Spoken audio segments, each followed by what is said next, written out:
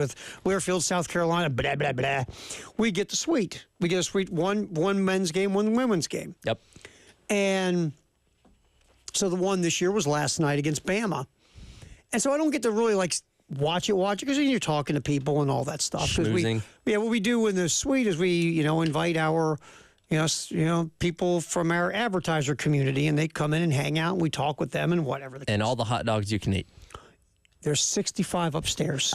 I thought you were exaggerating, and I checked in the break room, and you weren't kidding. No, there's 65 hot dogs. And we're bringing them. When you pay for them, in the words of Dean Ford, we paid for that bleep, we taking it home. That was always my dad. My dad would take the salt and pepper shakers. He would snag all the utensils. We paid for all this bleep, we're taking it home. Okay, Dad. Like, Dad, is that the light bulb? Didn't care. Hey. Oh, I was kidding last night. I was like, we're taking the incubator that's warming all the food. It's going with us. It's like, who's got a coat? Who's got a coat? We're putting this baby in your coat. But so we go last night. So I didn't get to watch it like I would if I was chilling at home like usual. But, when you're watching it, and we will sit here and obviously discuss, Bama scored 88. That's low for Alabama in a lot of ways. Yeah. And so if you just look at this game and say, okay, Alabama is shot better from three than they have all year. They were 11 percentage points higher from three. They hit, 8 threes? 8 of 19. So 42% from three is higher than their typical 31% from three that they've been shooting all year. They are the number 2 team in America in percentage of making twos. They're at 62%, which is number 2 in the country.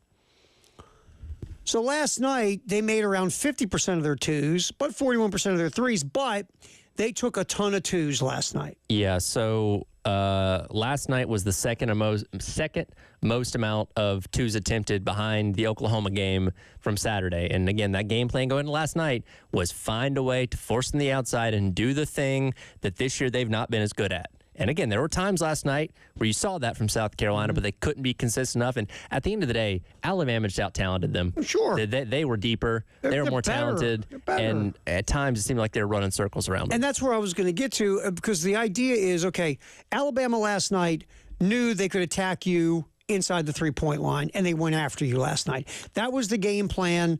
Going, of course, there's situations in games that dictate stuff, but it felt like the game plan from Alabama was, we're going to attack you inside the three-point line. We're going to beat you off the bounce.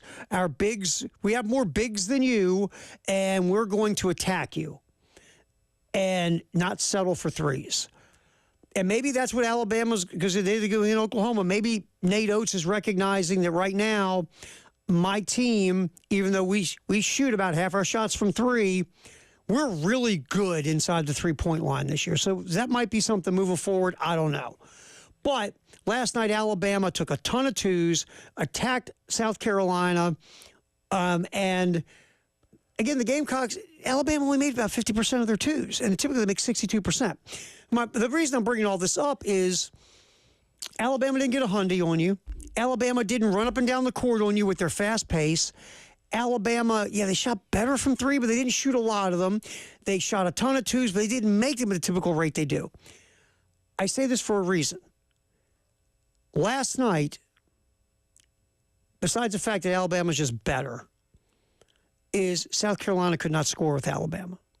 Right. And while we're talking about energy and effort and rebounding and defense, and all those things are important, all those things are true, this team struggles to make buckets. More specifically, your best player is struggling to make buckets. Yeah. CMB has 11 total points through the first 2 games of conference play. If I told you, if you didn't watch either one of these games, and I told you that, you can probably assume Carolina's probably not winning those games. No, and the biggest problem here, we've talked about this.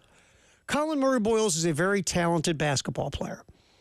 He can use both hands. He can, in a short space, a few dribbles, get himself in a spot to score. Nice low post game.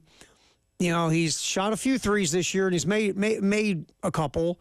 But let's be honest. Your best offensive player is about 6'8", 6'7", 6'8". His game is more tailored to in the paint. The last 2 games, he's gone up against tall, athletic, bigs.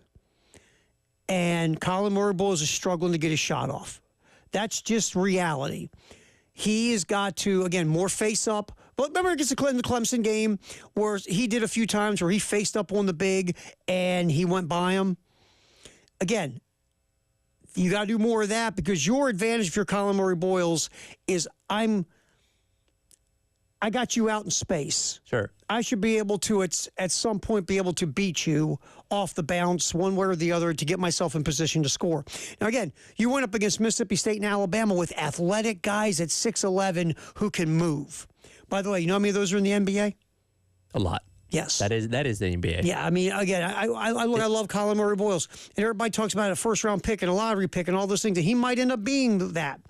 But if he's going to be a consistently good NBA player, he's got to be able to extend his game to the three-point line. He's 6'8". There are guards in the NBA who are 6'9". There are bigs. Look at Giannis Antetokounmpo for a minute. There's a reason why he has Freak in his nickname. Yeah. This is a guy who's 7 foot tall and has the athleticism of a guard. This is what you get in the NBA. So at 6'8", you can't be posting cats up and back to the basket, and you're not going to last long in the NBA. Sure. And CMB's getting a little taste of that type of athleticism and length in these last two games. But Mississippi State had two dudes 6'11" who were athletic. Bama, it felt like Bama had 30 of them, right? Yeah. Even though it's three, but it felt like 30. Yeah, no, and God, they're probably one of the deepest teams in the entire country in terms of what they can do. You saw that in the second half in terms of their bench scoring, which completely outweighed South Carolina's 39-4 at the end of the game, which, again, that's another pretty growing problem that you don't have as much production as you need out of your bench. But, yeah, this team goes to CMB goes. And if CMB is not scoring, CMB's not getting buckets and not dishing it out, then the rest of the team is going to suffer. And that's the other struggle is running the offense through CMB because you've been seeing these athletic bigs come on him. He's been getting doubled and tripled. And the offense has stuck. Last night, what was it, 7 assists, 8 assists, whatever it was? This for Carolina, total of 8. Yeah. Their assist to turnover was 8 to 15. And they, their percentage of assists to buckets was not what they typically make. The ball stuck a lot last night. Yeah, so 8 assists to 23 buckets made. They're usually better than that, and they've been better than that. But the last two games, they haven't been. Since they've stepped into SEC play, the ball's sticking. The offense isn't flowing as well through Colin Murray-Boyles. It just looks clunky. And clunky's a great word. And that's what it is right now. And a lot of last night, there was a lot of dribble. And, okay, I got to pass it because I got to. There wasn't a lot of flow. Like you watched Alabama on the other end. How many times did you see Alabama beat South Carolina on the bounce on the perimeter and make the extra pass for the easy shot? It seemed like they had a plan. And I know Coach Bears has a plan on offense, but the way it's being executed, it looks like it's a lot of, okay, I'll throw it to him type thing. Absolutely, because you watched like last night with Bama, because they went after South Carolina inside the three-point line. You would see Sears or one of the other guards, one of the other perimeter guys, put it on the floor, get in the paint. South Carolina big came over to cut the driving lane, and what did the guard do? Somebody coming around from the backside. You had a cutter. Yep. You had a cutter on baseline. You had a cutter from wings. You had a cutter from weak side, and that guard would just drop a pass, and guess what you had? Layups or dunks. Yep, all night.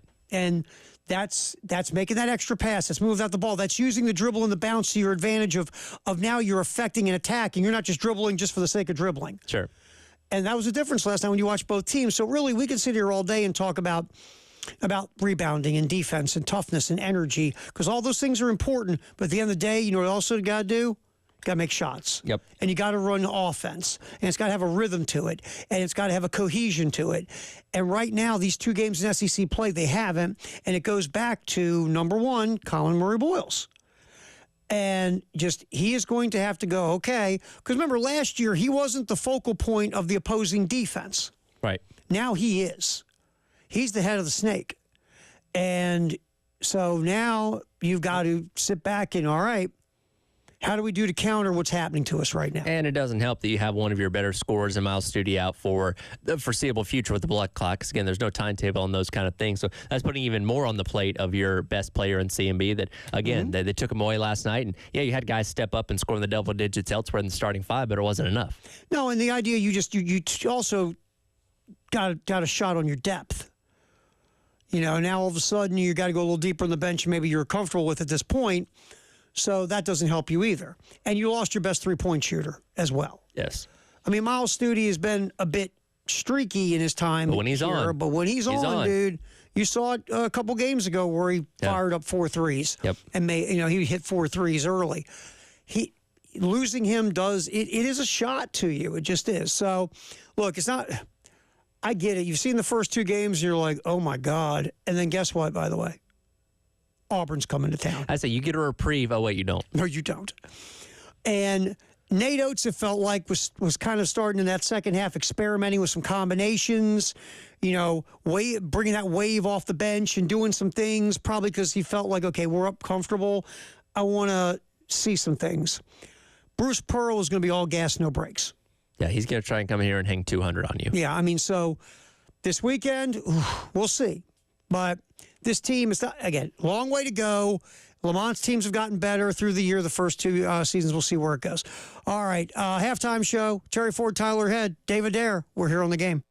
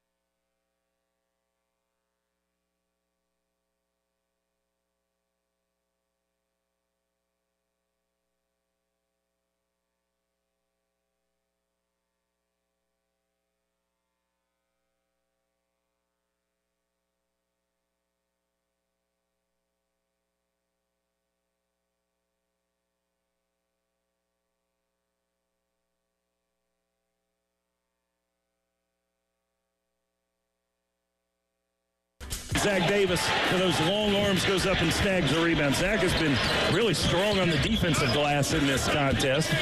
Gamecocks down 59-41. Murray Boyles, or I should say Pringle, gets a drive and a hoop and a foul.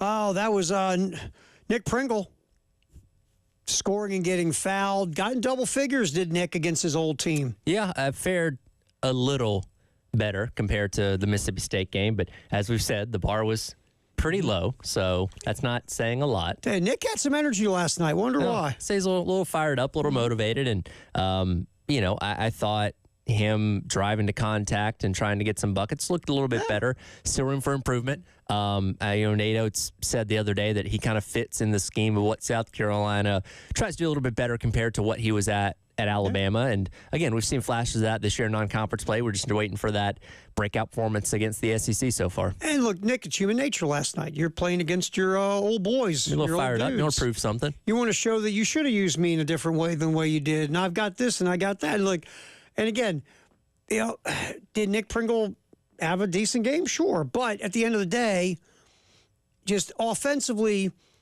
to beat a team like Alabama, you got to be able to score in the 90s or the upper 80s. The only time they won a game this year and scored under 80 points was McNeese State early in the season. They scored 72. That is correct. Third game, I think it was. Yep. My memory serves me. Yep. And in the games they've lost, they're not scoring in the 60s, even in the games they lose. Yeah. They're the fifth fastest team in America. And it wasn't like they were running up and down the court last night either. That's where I go back to. In some ways, South Carolina, in the way this game was playing out, if you could have been more efficient, I shouldn't say efficient, but more explosive on the offensive end of the court, Alabama, besides making a higher percentage of threes than they typically do, they weren't like wowing you, besides their bench, which just came at you in waves, scored 39 on you. But there were some things last night that if you could have been better on offense, you could have made this a closer game.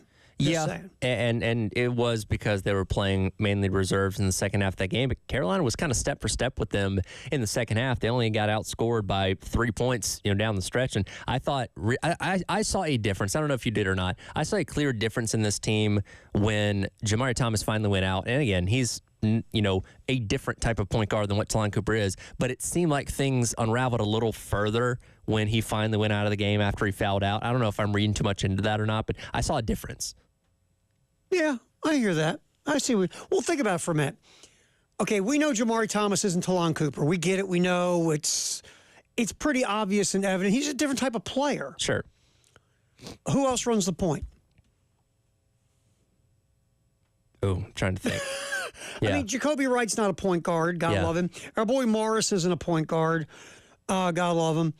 I mean, right now you're just trying to get Cam Scott acclimated and get him comfortable in playing SEC basketball. You really don't have another option at point guard right now. Now, can that change? Sure, it can. Cam can get more comfortable and his natural abilities can start taking over, and all of a sudden maybe he's a guy. Maybe Morris gets better. I think Jacoby Wright is who he is at this point, and that's not a knock. He's more of a combo guard, a guy that's going to shoot some threes, a guy that's brought in for specific reasons that aren't run the point. That's not his game. Yeah. But you're going to have to. Who else runs the one if it's not Jamari Thomas? Nobody really. Right. Exactly. That's where you're at with your basketball team right now. So, and again, it's just one of those games where it's like, when you kind of go deeper into it, it's like, if the Gamecocks were just more of an explosive offensive team or a team that could, just make more buckets in general, that might have been a closer basketball game because some of the ways Alabama wants to play against you, they did it, but they weren't as good at it as they usually are, if that makes any sense. Sure. The other thing is Alabama, they kill you on the offensive glass. They didn't really destroy South Carolina last week with 11 offensive rebounds, I think it was, or something like that. Let's see. Get the game. It was like 11 offensive boards, but it wasn't like, wow, Alabama just took you apart on the offensive backboard. I think they had more offensive rebounds than South Carolina, I think. 11. Yeah, South Carolina had single digits, if my memory serves me. So I guess when I watch it, I watch that and I was like, man, if South Carolina is just a tick better on offense, maybe you have something. And the other thing, too, Alabama's athletic, man. Everywhere. I mean, the bigs are athletic, the guards, their athleticism. Look, South Carolina is not to that level of athletic. They're not. That's one thing too. When you're sitting there in the suite, knocking off my 10th hot dog and my 14th cookie, I'm watching and just being that close to it. Watching you on TV, you see it, but when you're right there looking at it, and you're like, wow. There's an obvious difference in athleticism between these two teams. And look, you don't have to be. There are a lot of really great athletic dudes who can't play basketball for squat. Sure. No one's saying being athletic is the end-all, be-all. But when you have a team that has a skill level like Alabama, then you add to it how athletic they are on all 5 spots on the court. Whew, Yeah. And obviously they're not unbeatable, but that's a recipe, man. Well, and that falls in line with what a lot of the conference is now. And again, you're starting 0-3 in the face with Auburn coming to town this weekend. And again, that's going to be a tough hole to dig yourself out of, because after that, you start going on the road. Again, I my shred of confidence in last night's game boiled a lot down to playing at home, because home teams in the SEC have fared pretty well so far this season, and going on the road anywhere in the conference is tough. And you have a pretty good home environment at Colonial Life Arena. Well, now you've lost one of those home games. Got another one this Saturday that's probably not going to go your way as well, and then you start going out on the road, which is going to make it even tougher. All right, real quick, David Adair, because Dave's training someone else. He's Professor David Adair. No, what he's doing is he's getting people in there that he can scapegoat when things go wrong. Absolutely. And he can have them punch the buttons, and he goes and eats honey buns. Exactly. All right, Dave, give me cut number 4. Lamont Paris postgame talking about the struggles of Colin Murray Boyles for the second straight game in SEC play. Well, I mean, today I think it was personnel. I think that's a hard guy for him to score on. Colin is strong. That guy is strong. And that guy has a combination of, and if you look at both of these games, right, it's Matthews in that game. Diabate today? Yeah, so the common denominator is you have a physically capable defender from a strength and power standpoint, which you have to have if you're going to guard Colin. And then those guys also can move laterally as well. And most players don't have the combination of both of those things.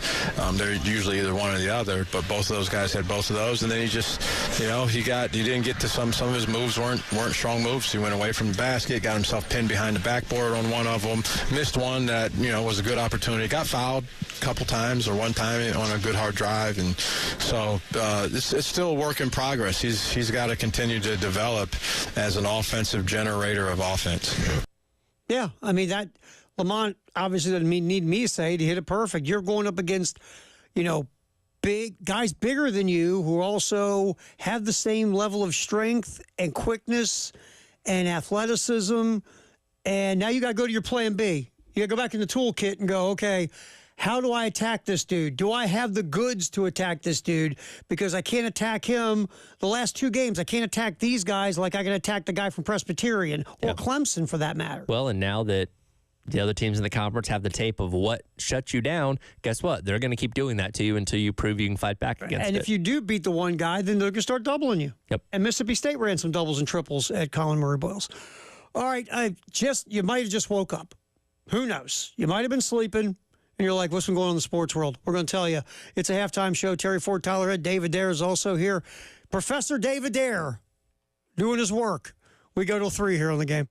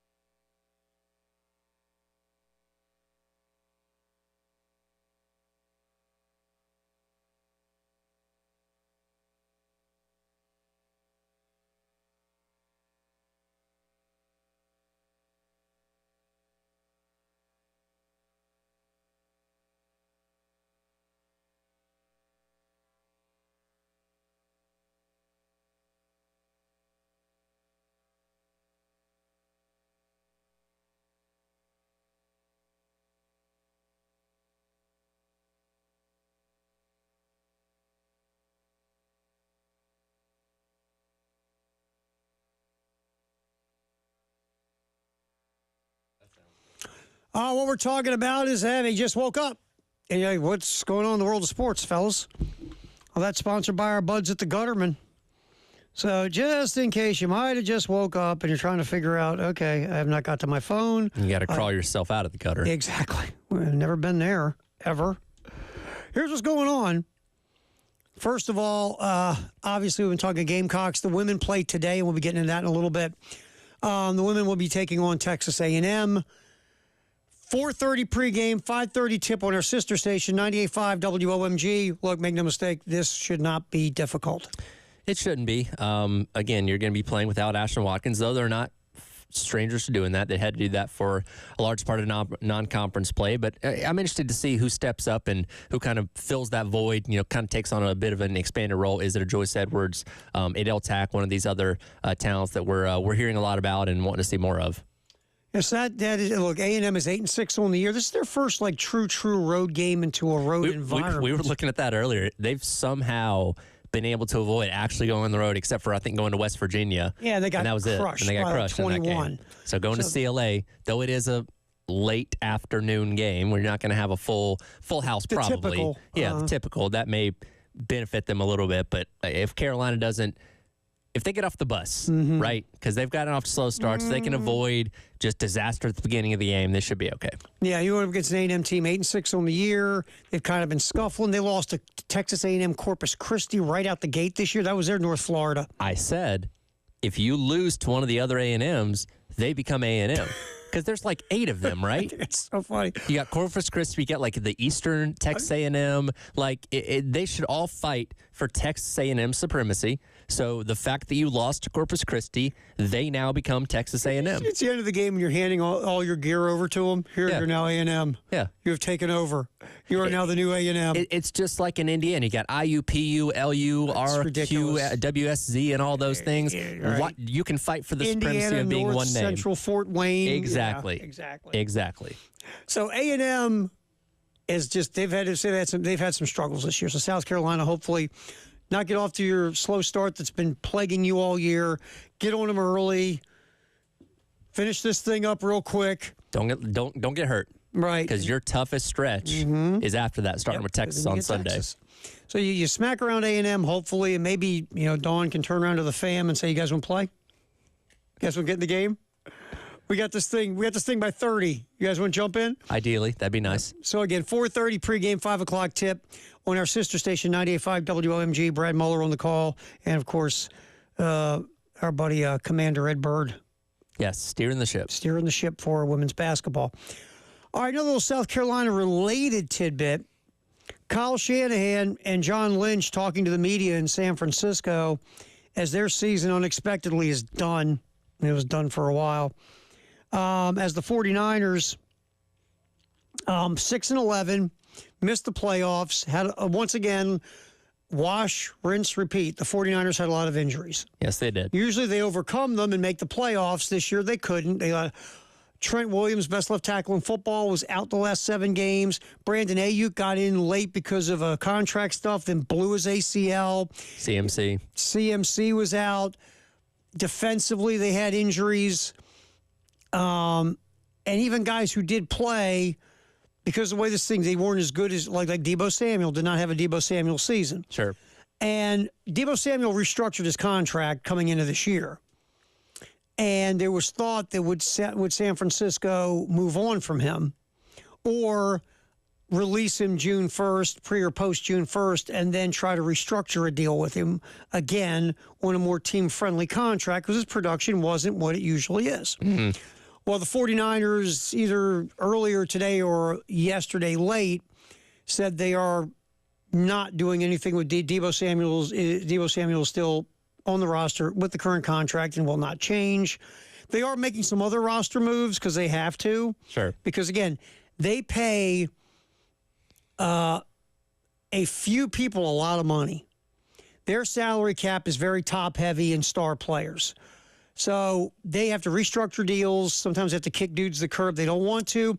And they said here this week they plan to negotiate a contract with Brock Purdy. That's what I was going to ask, when his contract is coming up, because again, you've had him on a rookie deal and he fits perfectly in that Shanahan type of offense where, he's getting ball to play football to playmakers when they're healthy, and it works. But it comes to a point. Okay, are you going to keep riding with this? Are you going to let him walk and go get somebody else that you can get on the cheap to just kind of fit into what you do offensively, or do you think he's the guy that's going to be able to lead this program or lead this organization into the future? See, and that's the thing. That's why I thought it was very interesting this offseason, because what made you go and why you could pay Nick Bosa and Fred Warner on defense and, some of the other pieces you've spent defensively, and also Trent Williams and CMC and Debo and Brandon Ayuk and George Kittle. The reason you can pay your stars is because you're paying your quarterback squat. Yes. If you're going to give Brock Purdy what a franchise quarterback in the NFL makes, something's got to give. Unless you bring in your star, the 10 guys you're paying. All right, fellas, you got to play offense and defense. Who wants to be the punter? I can't afford a punter now either. I need a long snapper now. Yeah, you got a bad news Barrett together. Exactly, because there's this thing called a hard cap in the NFL. Yes, there's a certain amount of money you cannot spend past. And once you go to Brock Purdy, now you're saying, okay, if you're going to pay Brock Purdy franchise quarterback money, now you're going to sit here and look at a cap situation that it's tight, man. It is tight. And I'm trying to dig it up right now while we're yipping. But I'm guaranteeing you, their cap dynamic is going to have to, it's going to have to change if they pay Brock Purdy. Yeah. And I'm interested what Brock Purdy would warrant on the open market if they did let him walk. Because again, it's like, are you a product of the Shanahan system, or are you good enough where you can take your talents everywhere else? I feel like he's a product of the system. Like watching Brock Purdy play and watch the throws Brock Purdy can make and can't make. Brock Purdy's not walking around with a rocket launcher on his right shoulder. He's just not. But Kyle Shanahan has built an offense around what Brock Purdy can do in the passing game, and they stay away from the throws Brock Purdy can make. If you break down his 9 quadrants of passing, you'll see there's certain places he's not very good throwing, and they don't really have him throw it there. And that's what makes Kyle Shanahan such a great offensive mind, that he doesn't need the superstar quarterback to be successful. He can build it around a average to game manager type of guy, as long as he's got skill players around him that can do a lot when they get the ball in their hands. And that's what's made them successful. Obviously not this year because of the injuries and all that kind of stuff. But there's a reason why they were going to Super Bowls with a guy like Brock Purdy, going to a Super Bowl with a guy like Jimmy Garoppolo a couple years ago, because the system works really well. Ready? Cap number 2025, Fred Warner, $29 million. George Kittle, $22 million. Trent Williams, $21 million. Nick Bosa, $20 million. Debo Samuel, $15 million. Tre'Davious Ward, $12 million. Brandon Ayuk, $11 million. Javon Hargrave, who they are going to possibly kick to the curb June 1st, $10 million. Leonard Floyd, $10 million. Christian McCaffrey, $9 million. That's a lot of millions. And guess what? You have a bigger roster than just, 10 or 11 guys I just read. Yes. So they're going to have to do some salary cap dynamics. They are under the cap right now, but again, you can only pay so many guys. So we'll see where that ends up with the 49ers. All right, obviously college football playoff is tonight. We'll be digging into that a little bit more. Orange Bowl, right? Yes, tonight's the Capital One Orange Bowl. Penn State, Notre Dame. I ask you because I don't care what bowl game it is right now. It's a college football playoff to me. Yes. I don't care about the bowl games. Yeah, I'm weirdly specific about bowls. Because I know you are. I'm very nerdy about formats and bowl games and all that kind of stuff. So, yes, the Capital One Orange Bowl, first time it's been a playoff semifinal since Georgia beat Michigan 3 years ago. I've been going back and forth on this game and back and forth because, again, we talked about this yesterday. I think if you look at these two teams, they're both really good on D. They both can run the ball. The difference is, to me, Penn State's got a better passing offense than Notre Dame. But Penn State also has James Franklin. I posed the question to Wes and Chris, how many times will his 1-18 record versus top 5 teams be brought up on the broadcast tonight? That's a drinking game. It is. Because you can go either way. Because if they're winning, hey, here comes that second win. If they're losing, it's going to drop to 1-19. Right. I think if you're not going anywhere tonight and you're watching the game, you don't have to work tomorrow. Yeah. We found your drinking game. You may be plastered by halftime. So I'm going to, and I could change this back and forth, but right now, because again, I have no trust in James Franklin, even though I think Penn State on paper is the better team because of their passing game. I love Ty Warren. If he stays healthy, he's going to be a nice NFL tight end. He's a matchup problem. Yeah, and really, Notre Dame hasn't seen a receiving talent. I know he's a tight end, a receiving talent that good all season. No, I'm sitting around. If I took away the coaches and I just looked at the teams, I think Penn State's a tick better. But there's a reason you're 1 in 50 billion against top 5 teams. Yeah, there just is. All the players change. Hell, all the assistants change. There's one constant in that program. Yep. So I'm leaning to Notre Dame right now. It's because you think Marcus Freeman's better looking. That's He's why. got better hairline. We're going to hear about this. The hairline and the hair and something that's close to your heart. Yeah, not anymore.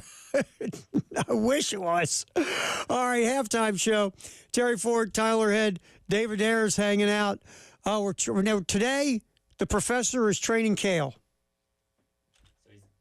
So he becomes scapegoat when something goes wrong. Yes, so Kale, it'll be all your fault.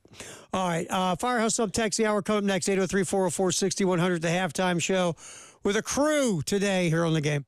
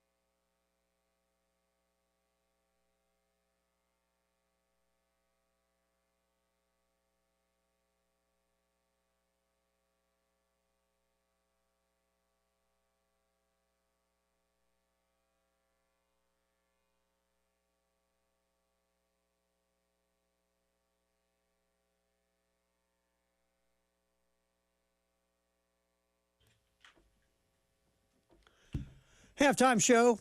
Terry Ford and Tyler Head and David Dare and Kalen, we're all hanging out here till 3. All right, Firehouse sub text to the hour, 803-404-6100. What you got, man? Nameless Texture says it's not that they're much bigger. This is a reference to last night's game. It's that they are doubling and helping on defense. It's easy to guard the only playmaker on the team. There's no one scared of anyone else on our team, to be honest. The point guard is a big issue. I don't think Alabama doubled a lot last night on Colin Murray Boyles. They might have ran somebody over at times. Mississippi State doubled. Yeah, tripled. They were quadrupled. Alabama last night, there wasn't a lot of double. There's a difference between doubling a guy and running someone over at a guy. Alabama did a little bit of that, but for the most part, Alabama was like, look, my guy can guard your guy. Yeah, they knew their athleticism and what they had as far as depth was going to outweigh anything that Carolina had. And again, CMB, if CMB had started putting something together, then maybe a double him. Yeah, then they started coming after him. Until he proved he could beat what he already had, there was no reason to. Yeah, and again, it weren't that many times they even ran somebody over on him. But Texter, you are correct that they need someone else to step up. And the opposing teams no one else scares them right now. They said, okay, if Pringle and Thomas and the rest of this crew can beat us, we'll just come over and shake your hand. But we know that 30's not beating us. Yep. And so, Texter, yeah, you're right that these teams do not respect isn't the right word. These teams don't fear the rest of the roster. Right. And they are going to, they know if they can stop Colin Murray Boyles, that makes offense very difficult for South Carolina. And Thomas he's not Talon Cooper. I think we knew that coming into the year, that he wasn't Talon Cooper. But it's just the idea of this offense is not running smoothly. Clunky, you said it perfect. It's clunky right now. And part of that is you have a point guard who kind of looks to score, where you had Talon Cooper last year who looked to set up others. Yeah, and we know the identity of a Paris team is one that wants to play slow, play very methodical, and really kind of bring the game to a halt. And it seems like Jamari Thomas kind of plays a little too quick for that. Yeah, I think that's a fair point that, Thomas is a little bit more of an up-tempo guy. And you'll see it sometimes. He's got the ball. Talon Cooper, when Talon Cooper had the ball and was running the point, and let's say he's bringing up court and he's getting ready to set the offense, Thomas has got an eye on, okay, can I score? As much as it's can I set up? Yeah. Cooper was, can I set up? Where am I setting up? What am I doing right now to run the offense through someone else to see if I can get them a good quality shot? And if it gets back to me, I'll take mine when it gets back to me. But my first thought is setting up someone else. Sure. It's just a different style of point guard. But it's kind of a thing. I mean, you watch it because this runs through your head and okay, if Thomas, who else, and we went over this earlier in the show, who else can run the point besides Thomas? And the question really right now is no one. Yeah. So let's say you looked at Thomas and said, he's really more of a combo guard than just a point guard. Do we have someone here who could be the point guard? And then, like last year, Talon Cooper moved Michi off the ball. Michi was a much better player last year when Michi was playing the 2. Is there someone you could put as a point guard to put Thomas off to be the 2, even though he's small? He's smaller than Michi. Yep. But could you conceivably do that? No. Right now, you just don't have anybody else to run the point currently. Yep. Could it change? Yeah. But right now, you don't. And if you want to say, well, if Lamont knew that offense ran so go with a pure point guard, why don't you bring another pure point guard in? Well, it's easier said than done. Exactly. You just can't dial. You just can't make a phone call and order one off an app. Finding a guy like Talon Cooper that had played as much basketball as he had played, so rare and so hard, especially now as we kind of get out of the COVID era players where they don't have that extra year, because he was at Morehead State, he was at Minnesota. Like, that's a rare find that worked out fantastically for South Carolina, but you can't always count on that being out there in the portal. No, but Texter, you do have a point. The teams are going to focus on Colin Murray Boyles, whether it's they're doubling them, running guys at him, tripling them, whatever. They are going to focus on it. If they don't have defenders like Alabama, where they got a lot of length and a lot of size, a lot of athleticism, and they are doubling and tripling and getting the ball out of CMB's hands. Others have to step up on this basketball team and score, or get the ball and get it to someone else to score. Yep. But this offense, if it's got to be Colin Murray-Boyles or getting the ball out of his hands, other folks have to step up and make things happen. So sure. Absolutely, totally agree with that part of the text. We always thank you at 803-404-6100. All right, so coming up, we do football in the 1 o'clock hour. We'll talk more about the college football playoff game tonight, and we're going to get some James Franklin in, because this is funny to me. We're going to hear James Franklin talk. If you've seen the video of the presser, is Marcus Freeman ready to choke slam him? I think he was. So we got to get into that coming up. It's a halftime show as we roll football in the 1 o'clock hour, sponsored by Atlantic Windows and Doors here on the game.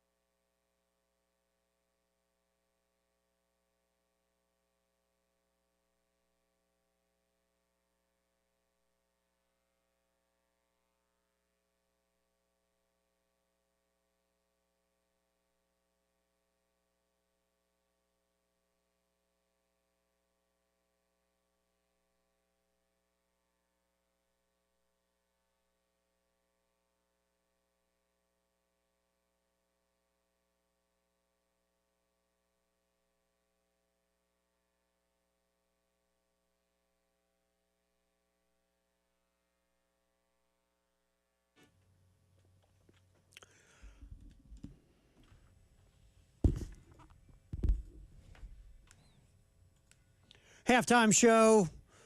Tyler Head, David Adair, Kale's here learning stuff so Dave can blame him when things go wrong. Terry Ford also hanging out with you as we go till 3 here on the game. We kick football in the 1 o'clock hour like always, sponsored by Atlantic Windows and Doors. But before we do that, 4:30 today, pregame, 5 o'clock tip on our sister station, 98.5 WOMG. The South Carolina women jump in to more SEC play at CLA, taking on Texas A&M. So we got that going on. And again, it's our sister station, 98.5 WMG. We might even have a couple of... Hey, Dave, how the phones? I think we got a phone problem again today, Dave. I believe. It's this guy's fault. You know what? I will let you know in 2 seconds if the phone works. How about that? If not, we'll give away some tickets. Dave, on the this text is line. me. Don't answer the phone, okay? Let's see. Oops. See if it works. No, I don't want to call my mom. Sorry. Yeah, call your mom and see if she's No. got it going on. I'm going to get a call back later about that. Let's see. Nice job. Just say you butt dialed her. Whoops. Sorry, Mom. How's it going there? We're trying. So that's telling me it's not good. Not at the moment. Okay, so we're going to give away tickets. We have a pair of tickets for tonight's game or this afternoon's game. If you got some time today and you want to go, what we'll do is we're going to give out Dave's home phone number, cell phone number. Now that's a backup plan. Yeah, we give out Dave's cell phone number. Now you have to answer a Larkin Poe trivia question if you call Dave. Right. That's correct. Well, that's a What is rabbit hole. Megan and Rebecca's other sister's name? Beulah. You got me, Dave. Beulah Poe. You got me. Beulah Larkin. I could sit here all day and guess, and I would probably never get it right. Never get it. What is it? Jessica. We were close. Okay. I thought Beulah's close to Jessica. All right, so what we'll do, here's what we'll do. Tyler, you got the text line? Yes, I do. All right. 803-404-6100. The first person to text us right now, Say they ticket. want to go. Text us tickets. Say tickets. First person. 803-404-6100. Text the word tickets, and you will win a pair of tickets for this afternoon's game with South Carolina, Texas A&M, the women going at it at CLA. First person who texts tickets, 803-404-6100. Sounds good. Once they do it, then we got to get their email and their information and stuff, Tyler. Yes, First person I will do text that. Oh, well, we tickets. already got a winner. Nice. Well, All right. you won, whoever you are. That was fast. Congratulations. We need name, email address, phone number, and then we'll get you your tickets. We email them, and you hold up the QR code and all that cool stuff. All right, so we get that taken care of. Check that one off the list. All right, so South Carolina, obviously, transfer portal is starting to shut down once again. It always opens and shuts and closes and opens, and there's all sorts of different lack of rhyme and reason to any of this. According to our folks at Gamecock Central, South Carolina is in a very strong position with Texas State defensive tackle transfer Terry Webb. Yesterday, according to Gamecock Central, it was Webb's birthday. And the date he had planned to make his commitment. It's now Thursday, no news. Is that good or bad? I don't know. Could go either way. Yeah, I don't think you put too much stock in the fact you haven't heard anything from him yet. I just don't. And again, going back to the numbers that we looked at for him over at Texas State, very good. Wes pointed out, that's a very underrated defense across the board with some of the guys they have on it, and he was one of the better ones. So I know people look at Texas State and say, oh, well, that's G5 level. But again, he was productive there, and somebody that, if he came here, you hope could translate and help you out in the interior of that defensive line. There's two thoughts on it. A, his Pro Football Focus grades are high 70s and pretty much, pass rushing against the run. I think the tackle grade was not as high as the other two, but pass rush and playing the run, Webb's numbers are really good. His grades are excellent. Yep. So that would be a nice get. And second thing, whenever we talk about Texas State, doesn't that sound like a made-up team in a movie? Yeah. I went to Texas State. Yeah, like a Disney movie. Like Friday Night Lights. Yeah. The team, because they can't use they can't say Texas, they can't say Texas. Oh, we all want to go play for Texas State. Yeah, it feels like a made-up team in a movie. Sure. Texas State. It is funny, and this is not to get down on this path, but like the states where the state institution is a big football program, like Ohio State, compared to like a Georgia State or a Texas State, and then you have Arizona State, and then you have Alabama State. You know what I mean? Like it's funny how that is different everywhere. Some states now don't have that university anymore. It's changed the name of it or something. Right. It's not just like, I'm trying to think of one off the top of my head, like Arkansas State. I mean, that's here, Yeah. but some states like, Maryland used to have Maryland State. Now it's changed to Maryland Eastern Shore. Oh, I did not know that was formerly Yeah, Maryland it's the State. Maryland State. So at the end of the day, that you're right about the state thing. For every Ohio State, there's a bunch of quirky little Yeah. state schools that aren't anywhere near like for an example, North Carolina State. Okay. Yeah. Ready? Tennessee State. Not so much. Yeah, it's just a funny dynamic. And is again, I'm a weirdo about those kind of things that I think about them too much. After a couple years, and I love you to death, you're a weirdo about a lot of things. Well, it got a lot of weirdo. it helps for the job. You got a lot of little quirky things. By the way, shout out to William. He was the first one to All text right. in for the ticket. Nice job, William. The way it's going with these phones, we might be doing this a lot more. So Dreamy Josh should send you some tickets shortly. Yeah, And that was for today's game, Yes, right? today's Okay. game. We had one pair, and then we got some for this weekend, and we're going to get to that. If we can't get the phone right, then we'll just give them away on the text line. Why not? NC State transfer defensive back Brandon. Cisse. There you go. Arrived in Columbia on Tuesday night, spent the day and night meeting with South Carolina staffers on Wednesday. Ole Miss is making a big push for. Cisse. Thank you.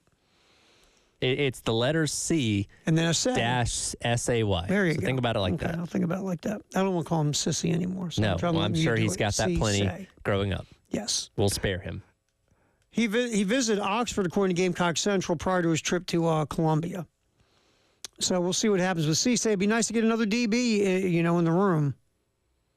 There are so many areas of need on this team, and that's not like a knock on them. They were just so senior laden this year, and obviously you have the Eamon Warriors and guys like that that are obviously opting to go to the draft. It's going to be probably a pretty full portal class when it's all said. And they've already added a lot of bodies already, and again, the portal stays open. You're going to have a spring cycle as well. There's going to be a lot of names we're going to be following with this. Look, well, first of all, it's just the way of the world now.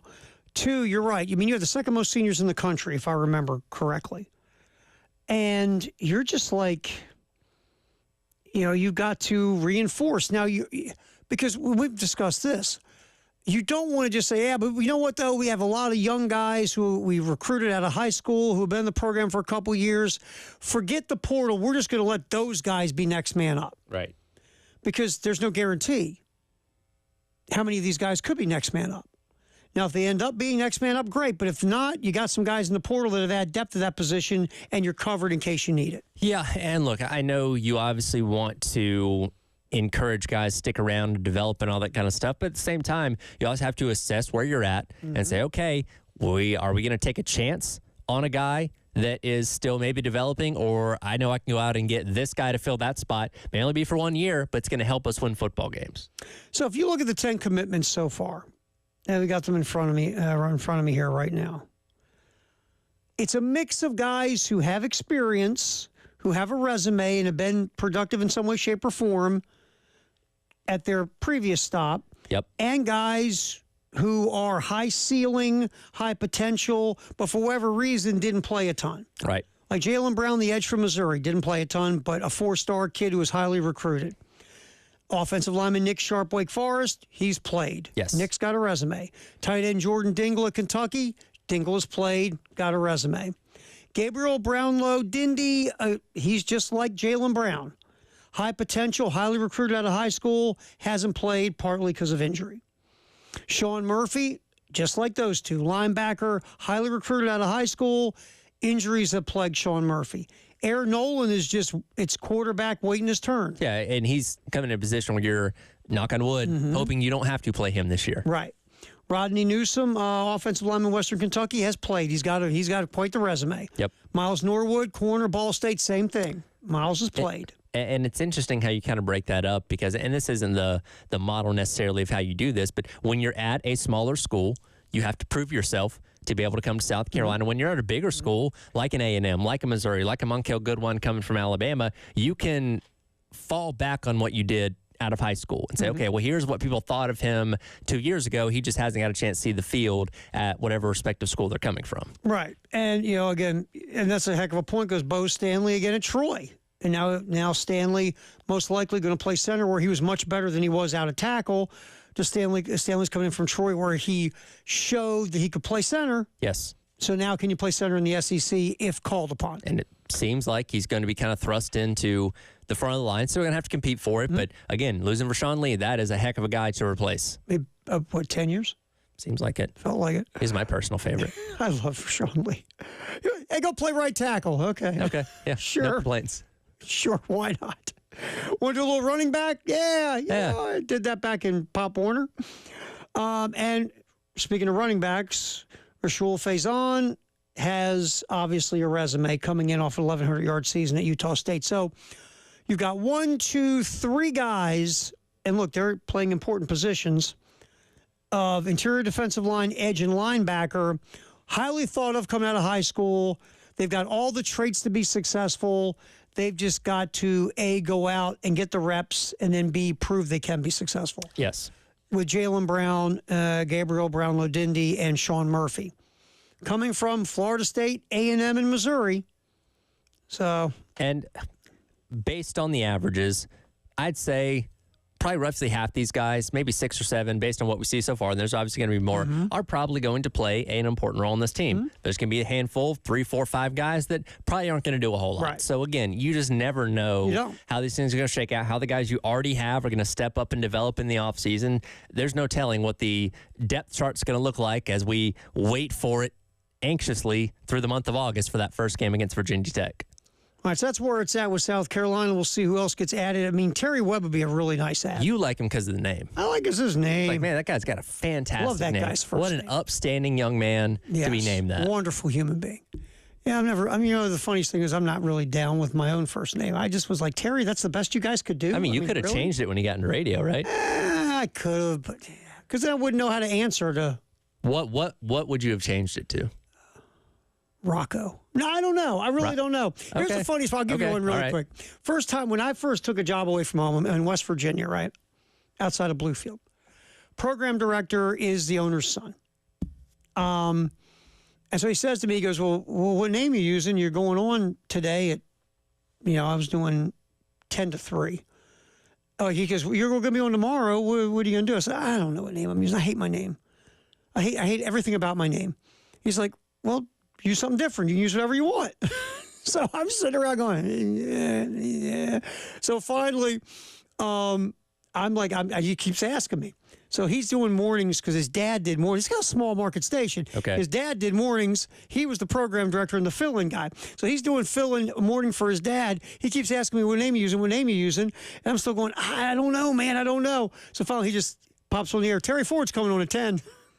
So he named me. Oh, wow. I couldn't do it. I had the opposite experience. I did music radio for a while in addition to doing sports radio. And I thought, hey, you're on music radio. You can come up with a new name. Zany. I used the nickname that everybody called me around the station, which was T-Money. The music program director did not like that and quickly told me, you better start using your regular name. So that's my lesson. We don't use T-Money on the sports talk station, buddy. I didn't know. I thought it'd be fine for music radio. Well, that's the thing. I was doing music radio. Yeah, T-Money's fine. Because I was like, oh, everybody has a nickname. Everybody else on that station had a nickname. So funny. So I'm like, first time doing music radio, here's T-Money. He's like, don't do that. Don't do that. Okay. Lesson learned. I didn't like that guy very much. I was going to say, hey, T-Money, come here a minute. Doesn't sound the same. Oh, man. I don't miss those one-on-one meetings with him. Yeah. Talking to the program director is brutal. You're telling me. That guy. Talking to that guy. All right. James Franklin. Speaking of talking to that guy, I think Marcus Freeman has had enough of James Franklin. We're going to get into that next. It's the halftime show. Tyler Head. David Dare. I'm trying to put a nice thing in my head. I was going to say something else about Dave, and I decided not to. Terry Ford and the crew on the game.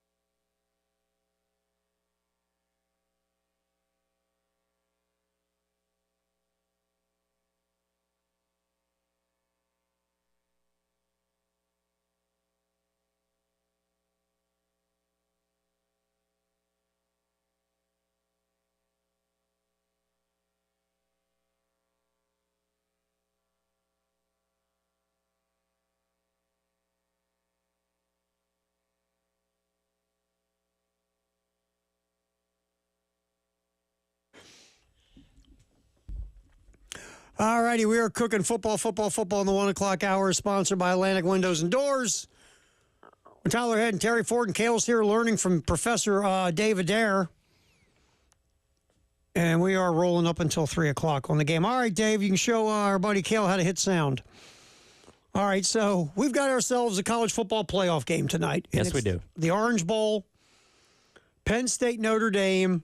James Franklin and Marcus Freeman have been doing these co-press conferences together, these dual press conferences.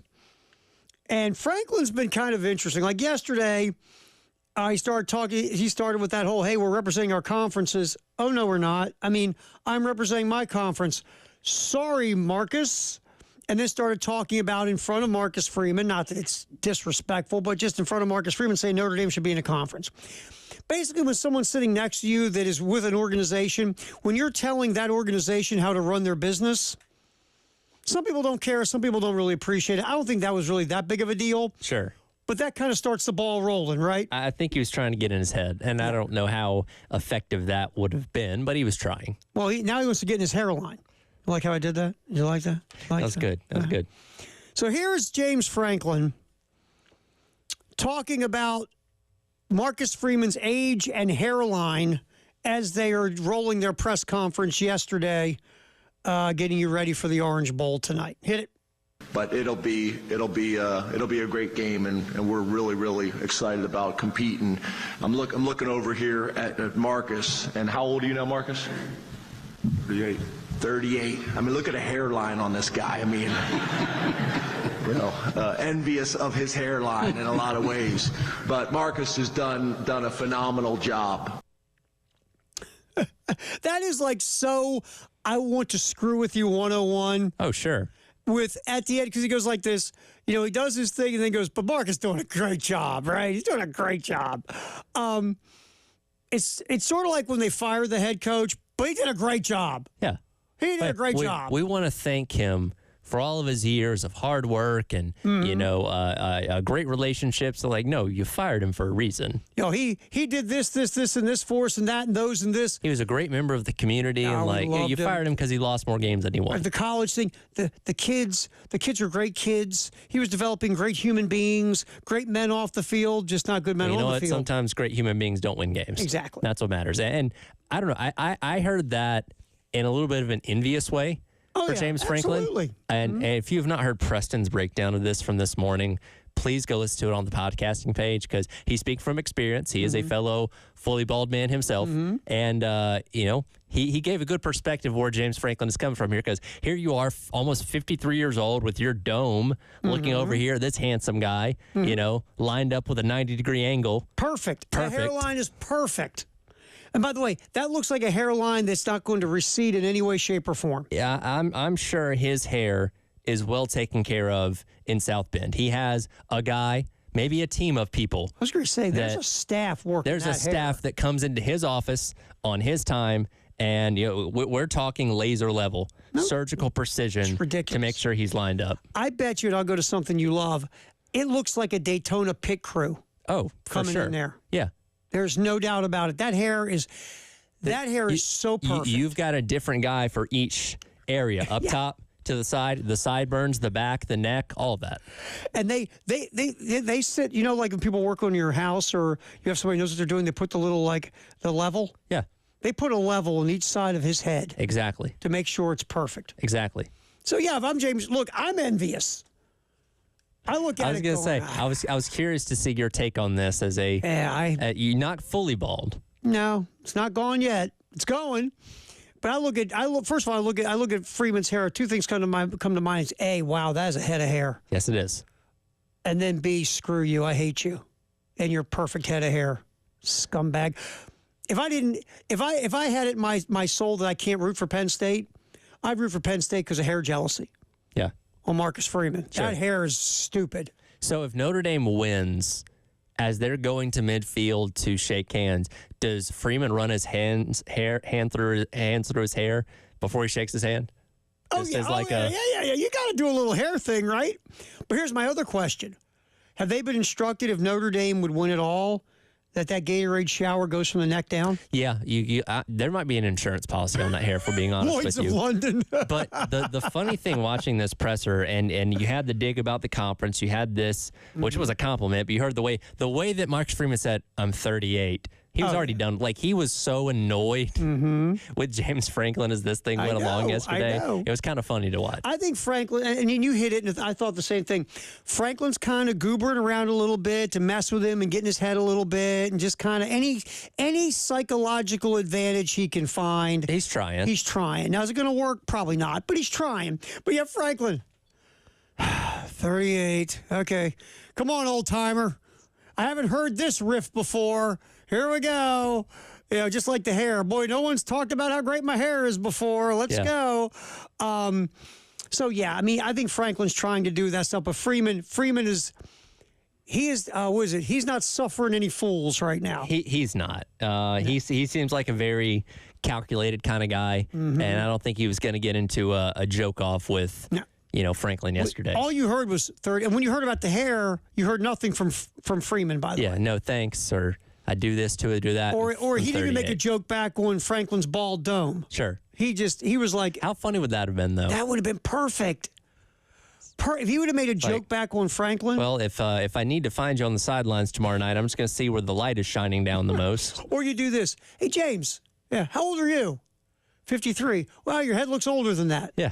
You get turtle wax on that thing? So you would just go back, but Freeman, none of it. Nothing at all. Nothing.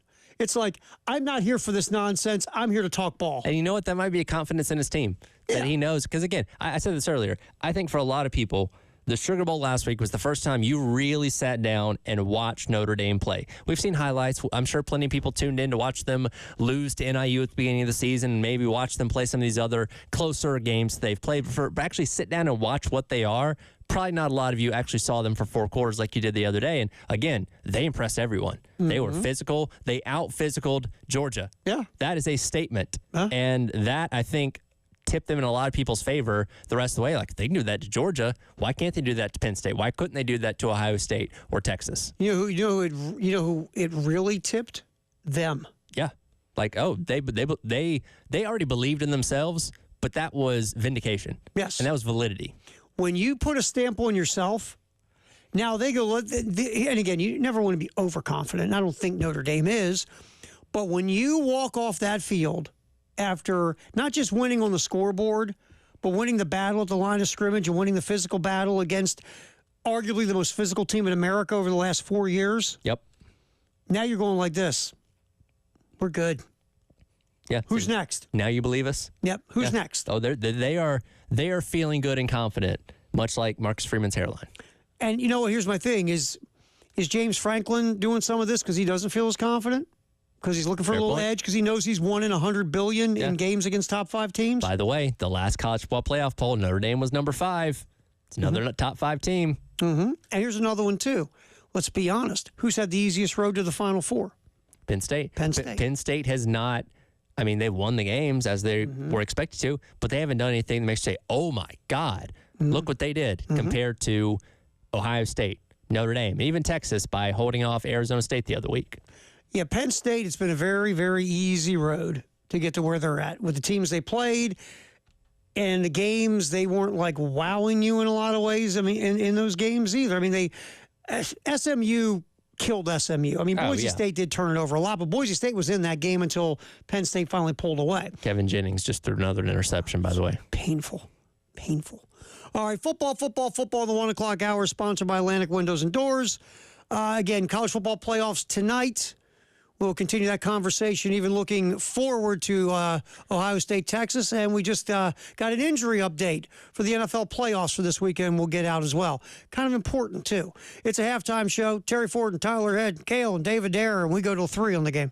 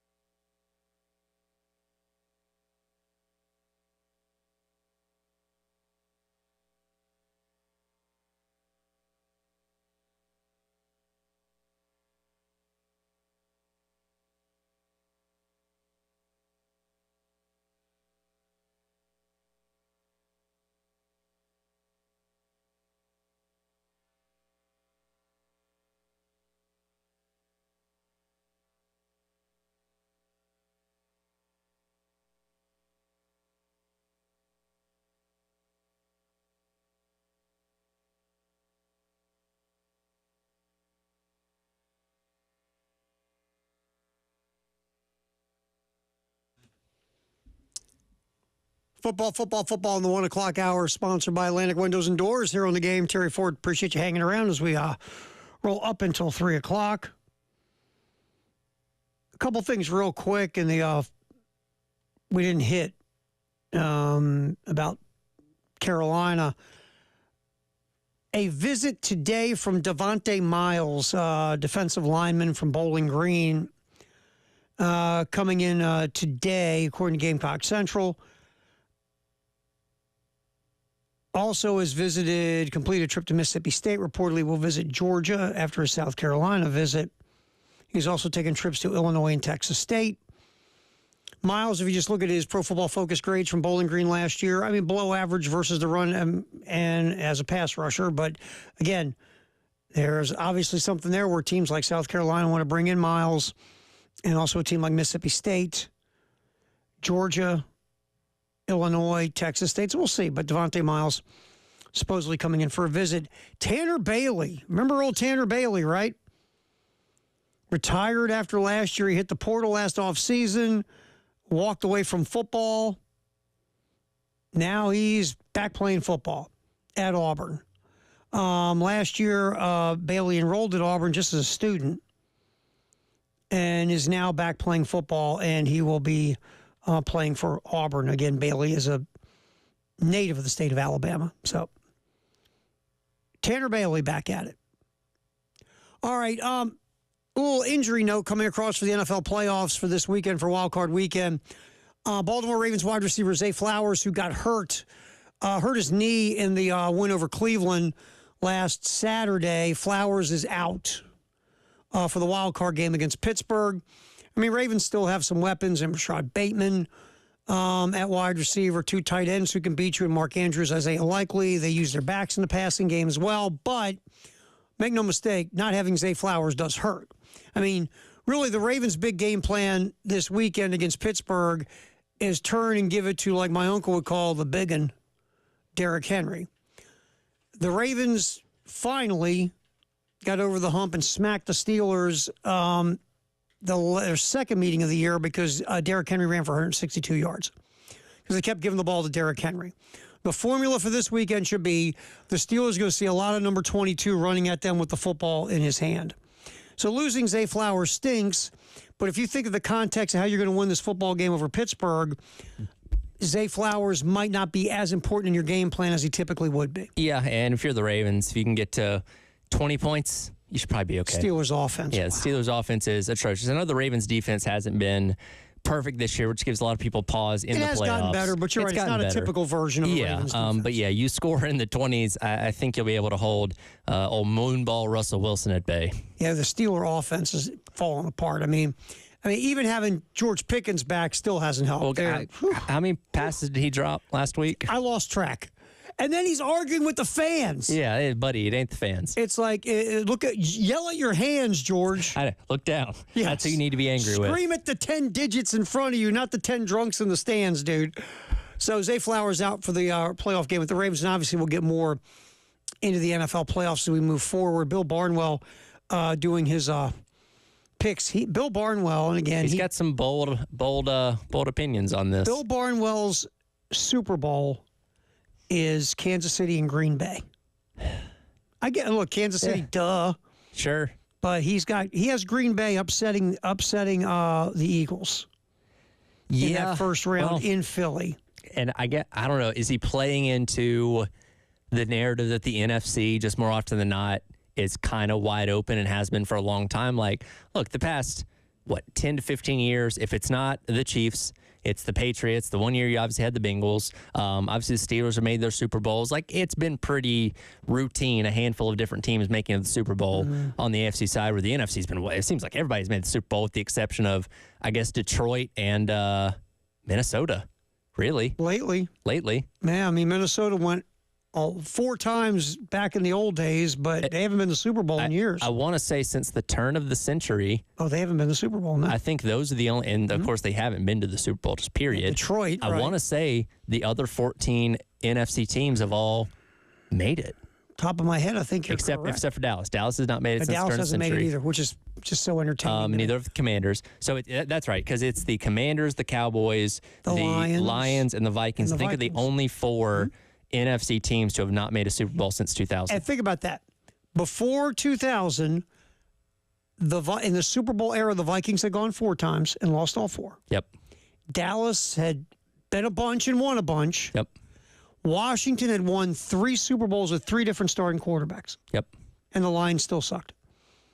But 3 of those 4 were quite successful before the turn of the century in some way, shape, or form. That's right.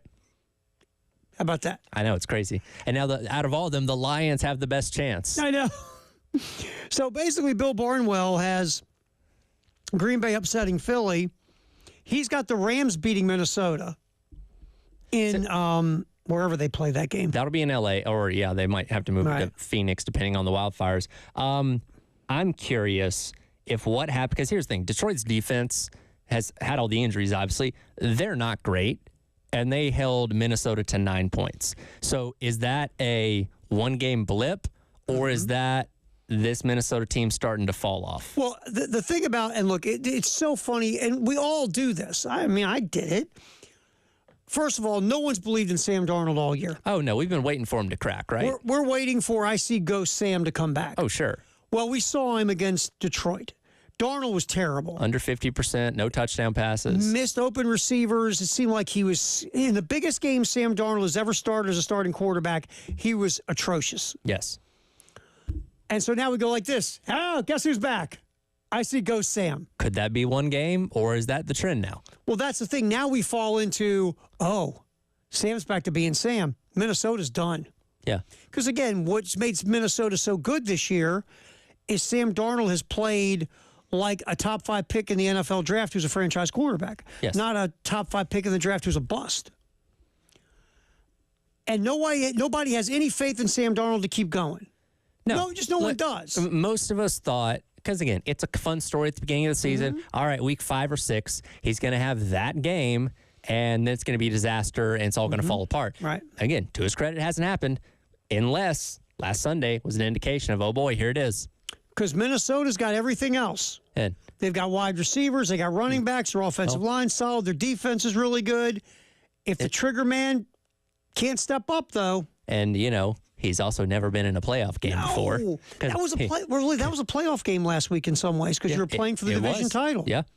And you were still in the playoffs, but you went from the 1 seed in the NFC to the 5 seed on the road. Yep.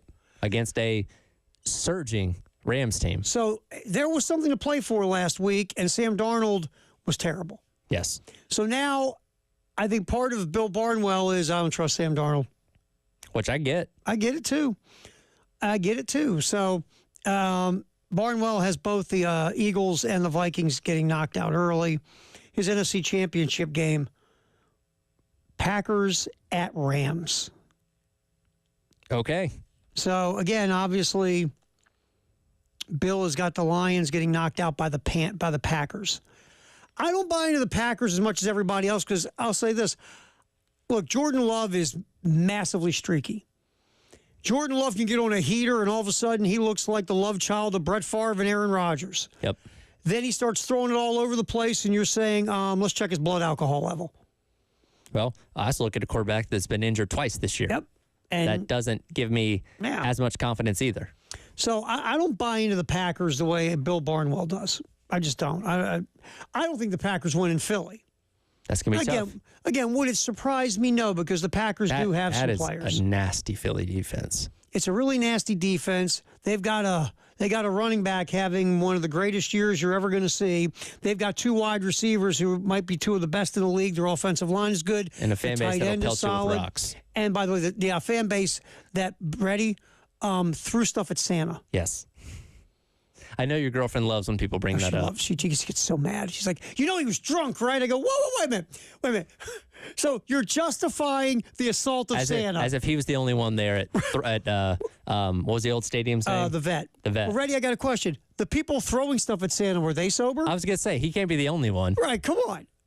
I think the reason Barnwell picks against the Eagles is his lack of faith in Jalen Hurts. Okay. Because of the concussion stuff. Yeah, he's back practicing.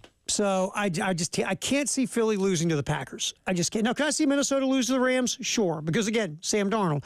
I just can't see Philadelphia losing to the Packers at home. Yeah. All right, football in the 1 o'clock hour, sponsored by Atlantic Windows and Doors. Our Firehouse Up Text the Hour is next here on the Halftime Show on the Game.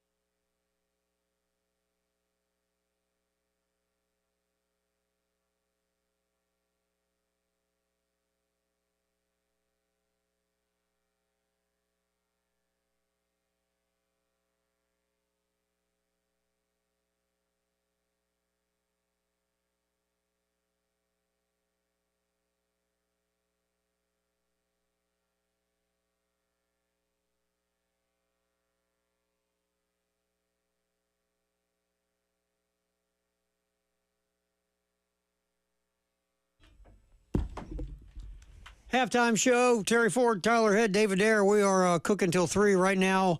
Like we always do in the 1 o'clock hour, we roll football, football, football. Now, tomorrow at 7:30 a.m., the early game will be drawing the winner of the $1,300 from the Lawyer Lisa Special Teams contest because no Gamecock scored a special teams touchdown. Came close. A couple times.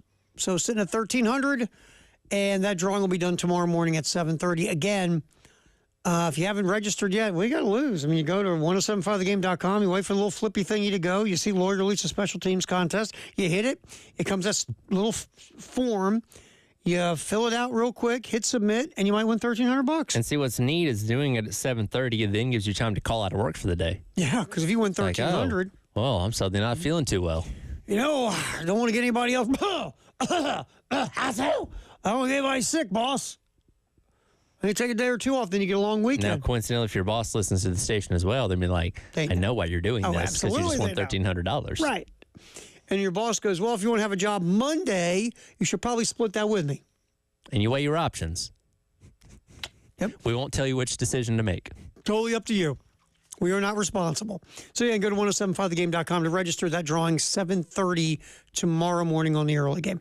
All right, Firehouse Sub, text the hour, 803-404-6100. What do you got? A couple of people actually asked this. Nameless Texter and Beth right together asking the same question about the fact that these bowl games are now later in January, obviously less time to prepare for them. Did the team still get to partake in the usual bowl festivities? Because, you know, when you're in the Sugar Bowl or the Fiesta Bowl or the, Tax Slayer Gator Bowl or whatever, you come into town 4 or 5 days early, you go to events, they have team things going on. I looked on Instagram for the Orange Bowl. They did have some team things about 2 days ago where players were getting their swag bags and stuff like that. But as far as city type of things, I don't think so. For one, and Notre Dame's playing on short rest, by the way, because they played a week ago today. So I imagine they're getting back to South Bend late Thursday night, obviously practicing, watching film, all that kind of stuff. Both teams probably didn't get in until about 2 days ago anyway. So I don't think there was a lot of time to do the usual bowl festivities that we typically have. Right. No, they don't. You're not seeing a lot. Like you typically bowl weeks, you'll see video of them running around doing stuff and going to, for example, and this is SEC Media Days. To the credit of the folks at the SEC, pretty much every evening they had something for the media to do. Yes. Go out and run around and do this. Go when we bowled with footballs, and Chase sweated himself to death. he was sweating everywhere. He lost 15 pounds playing football bowling. So you have all this stuff, and bowl week is the same thing at like Citrus Bowl. There was stuff going on up until you got in your game time. Yeah. Where you had a chance to go have fun, do stuff in Orlando. It's not to that extent, because the last time I checked, these games really matter. Yeah, I don't think they're having these two teams play putt-putt golf against each other or anything like that. You don't think that's going on? Yeah, I think the focus on the game itself is heightened more than these other bowl games. Absolutely.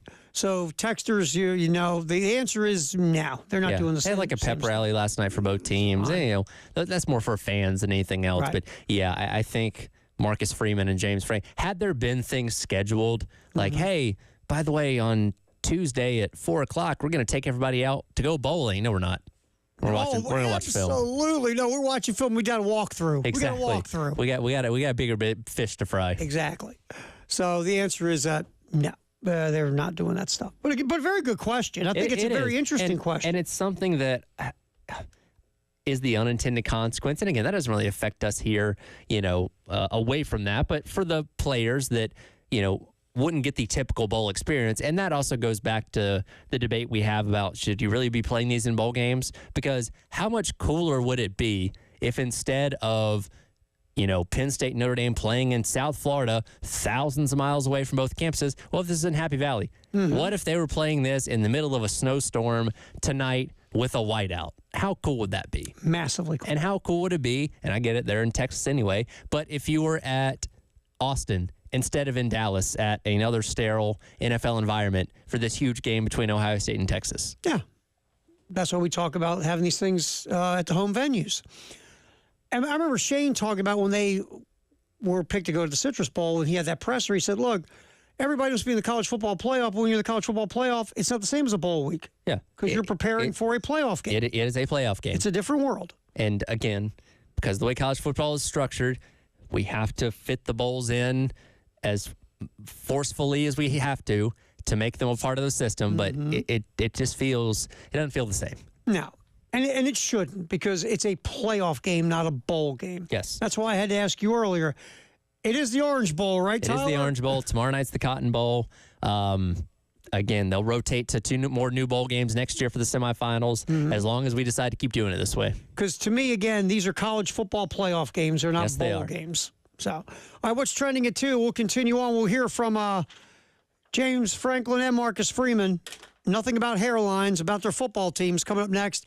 And also get you caught up on what's going on with the men and women's basketball teams here at Carolina. It is the halftime show, What's Trending at 2, sponsored by Traditions Fine Jewelry and Gamecock Traditions right here on the game.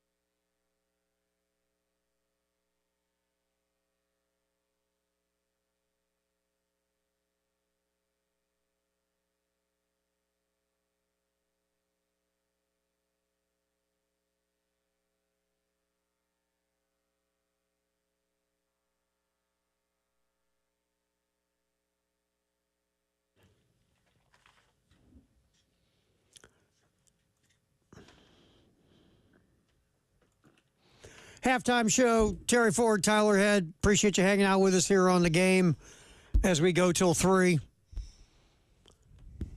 We will get back to the college football playoff conversation. Notre Dame, Penn State tonight in the Orange Bowl. Tomorrow it's Texas, Ohio State in the Cotton. My feeling is right now, my Ohio State pick wouldn't change. I think Ohio State handles Texas rather easily. Right now I'm going Notre Dame. Me too. I'm going Notre Dame. I'm not as sure as I am on my Ohio State pick because I think this game is going to be actually close. Take the under. Yeah, the total set at 44.5. I have it even lower than that, to be honest with you, because I think it's going to be a slog and a game where, you hand the ball to the other team, you might not see it for a while because of how well both teams run the ball. And obviously defense are a big part of both teams. We'll see how healthy Abdul Carter is for Penn State. He says he's going to go. Obviously, team's leading sacker, one of the best edge players in all of college football. And, if he is not 100%, that could drastically alter just how good Penn State is on defense and the pressure they can put on Riley Leonard. Notre Dame's best running back, Love, is going to play. Yeah, he's also nicked up. Yep. So that's tonight. And we'll see where it goes from there. But, yeah, I'm feeling right now a Notre Dame-Ohio State national championship game. Feels that way. And, Marcus Freeman, and he'll do this probably in his mirror after his Daytona pit crew fixes his hair and he puts on his outfit perfectly. He'll probably look at the mirror and go, hey, Brian Kelly, suck it. And then walk out. There's already a lot of pressure on Brian Kelly down there in LSU. And I think he's a victim of having success too quickly.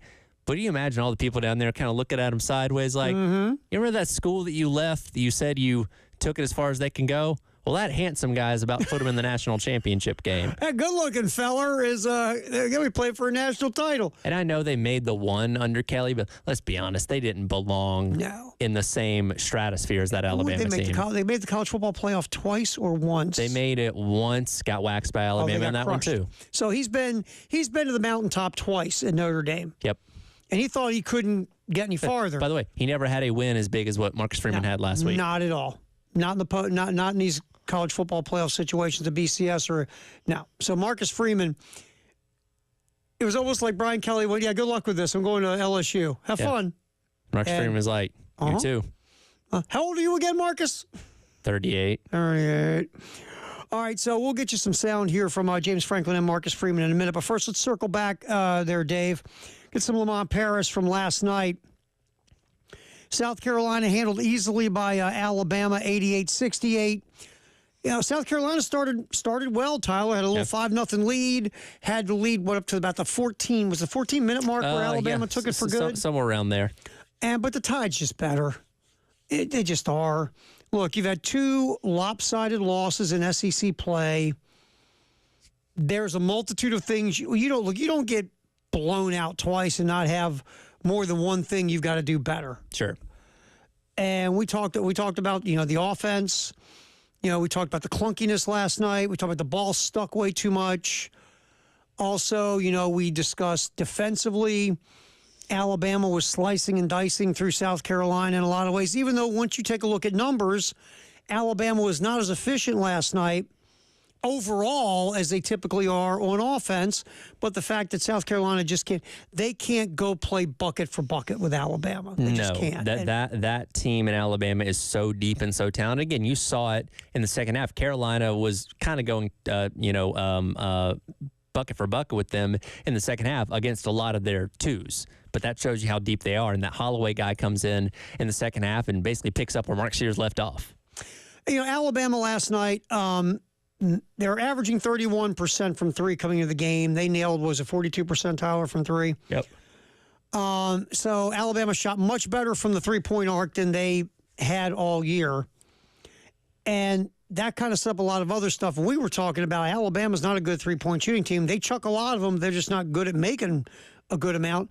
We were like, look, let them shoot threes till they start shooting, you out of your defense. Yep. So here's Lamont Paris after the game, cut 3, Dave, talking about Alabama shooting well from 3 and his team's room for improvement. No, I mean, even a couple of them were tough. I mean, some of them weren't, but a couple of them were. Like, we picked the ball up in the backcourt, and Holloway dribbles up, bumps the guy off of him, and steps back into a deep three. But it was their day that way. There's a lot of room for growth for us. I just think we have a smaller margin of error, but the good news is we're not. It's not like we're bumping our head on some of the things that are controllable. That we still can get better at some things. You know, we cut the lead down to 14 there in the second half, and then we foul 2 times in a row in situations that just weren't even foul situations. Colin gives up a layup from the corner to a guy closing out to a guy that doesn't shoot threes at all, and there's bang, bang, bang, 6 points in a row, and then that's, you know, there goes that opportunity to really make a move. So they have a good team. They're aggressive. They attack. You know, they're really aggressive, and that's an area that it's good for us to see that, because the whistle tends to favor the more aggressive team. And, you know, you look at Nick. I thought Nick was really good at trying to attack, and when he attacked, he got fouled. But he was the one guy that made real, actual, strong, aggressive moves, and he reaped the rewards of those strong moves.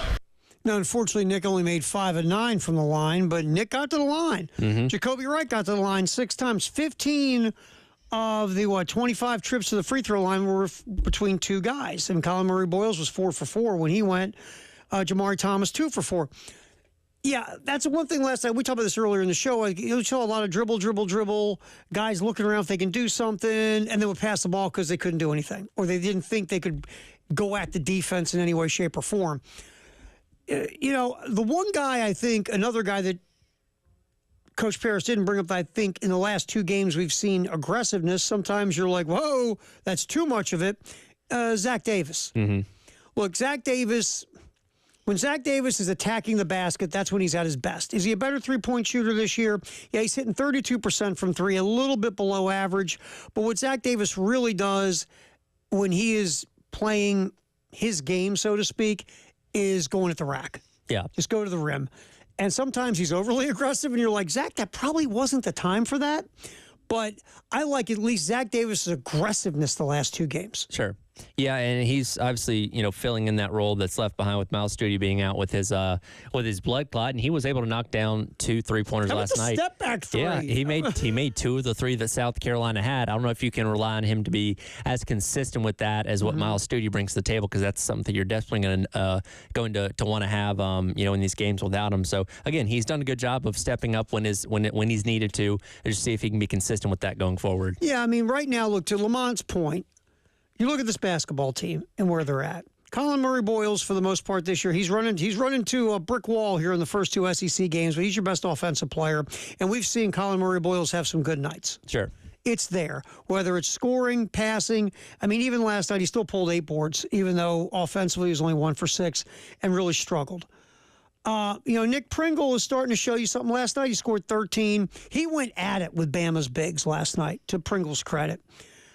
There's something there with Nick Pringle. Again, you wish he didn't have 3 turnovers, but... Better from the free throw line. Yeah, he's got to getting to the line's great, right? But number 2 is cashing the free throws. Yep.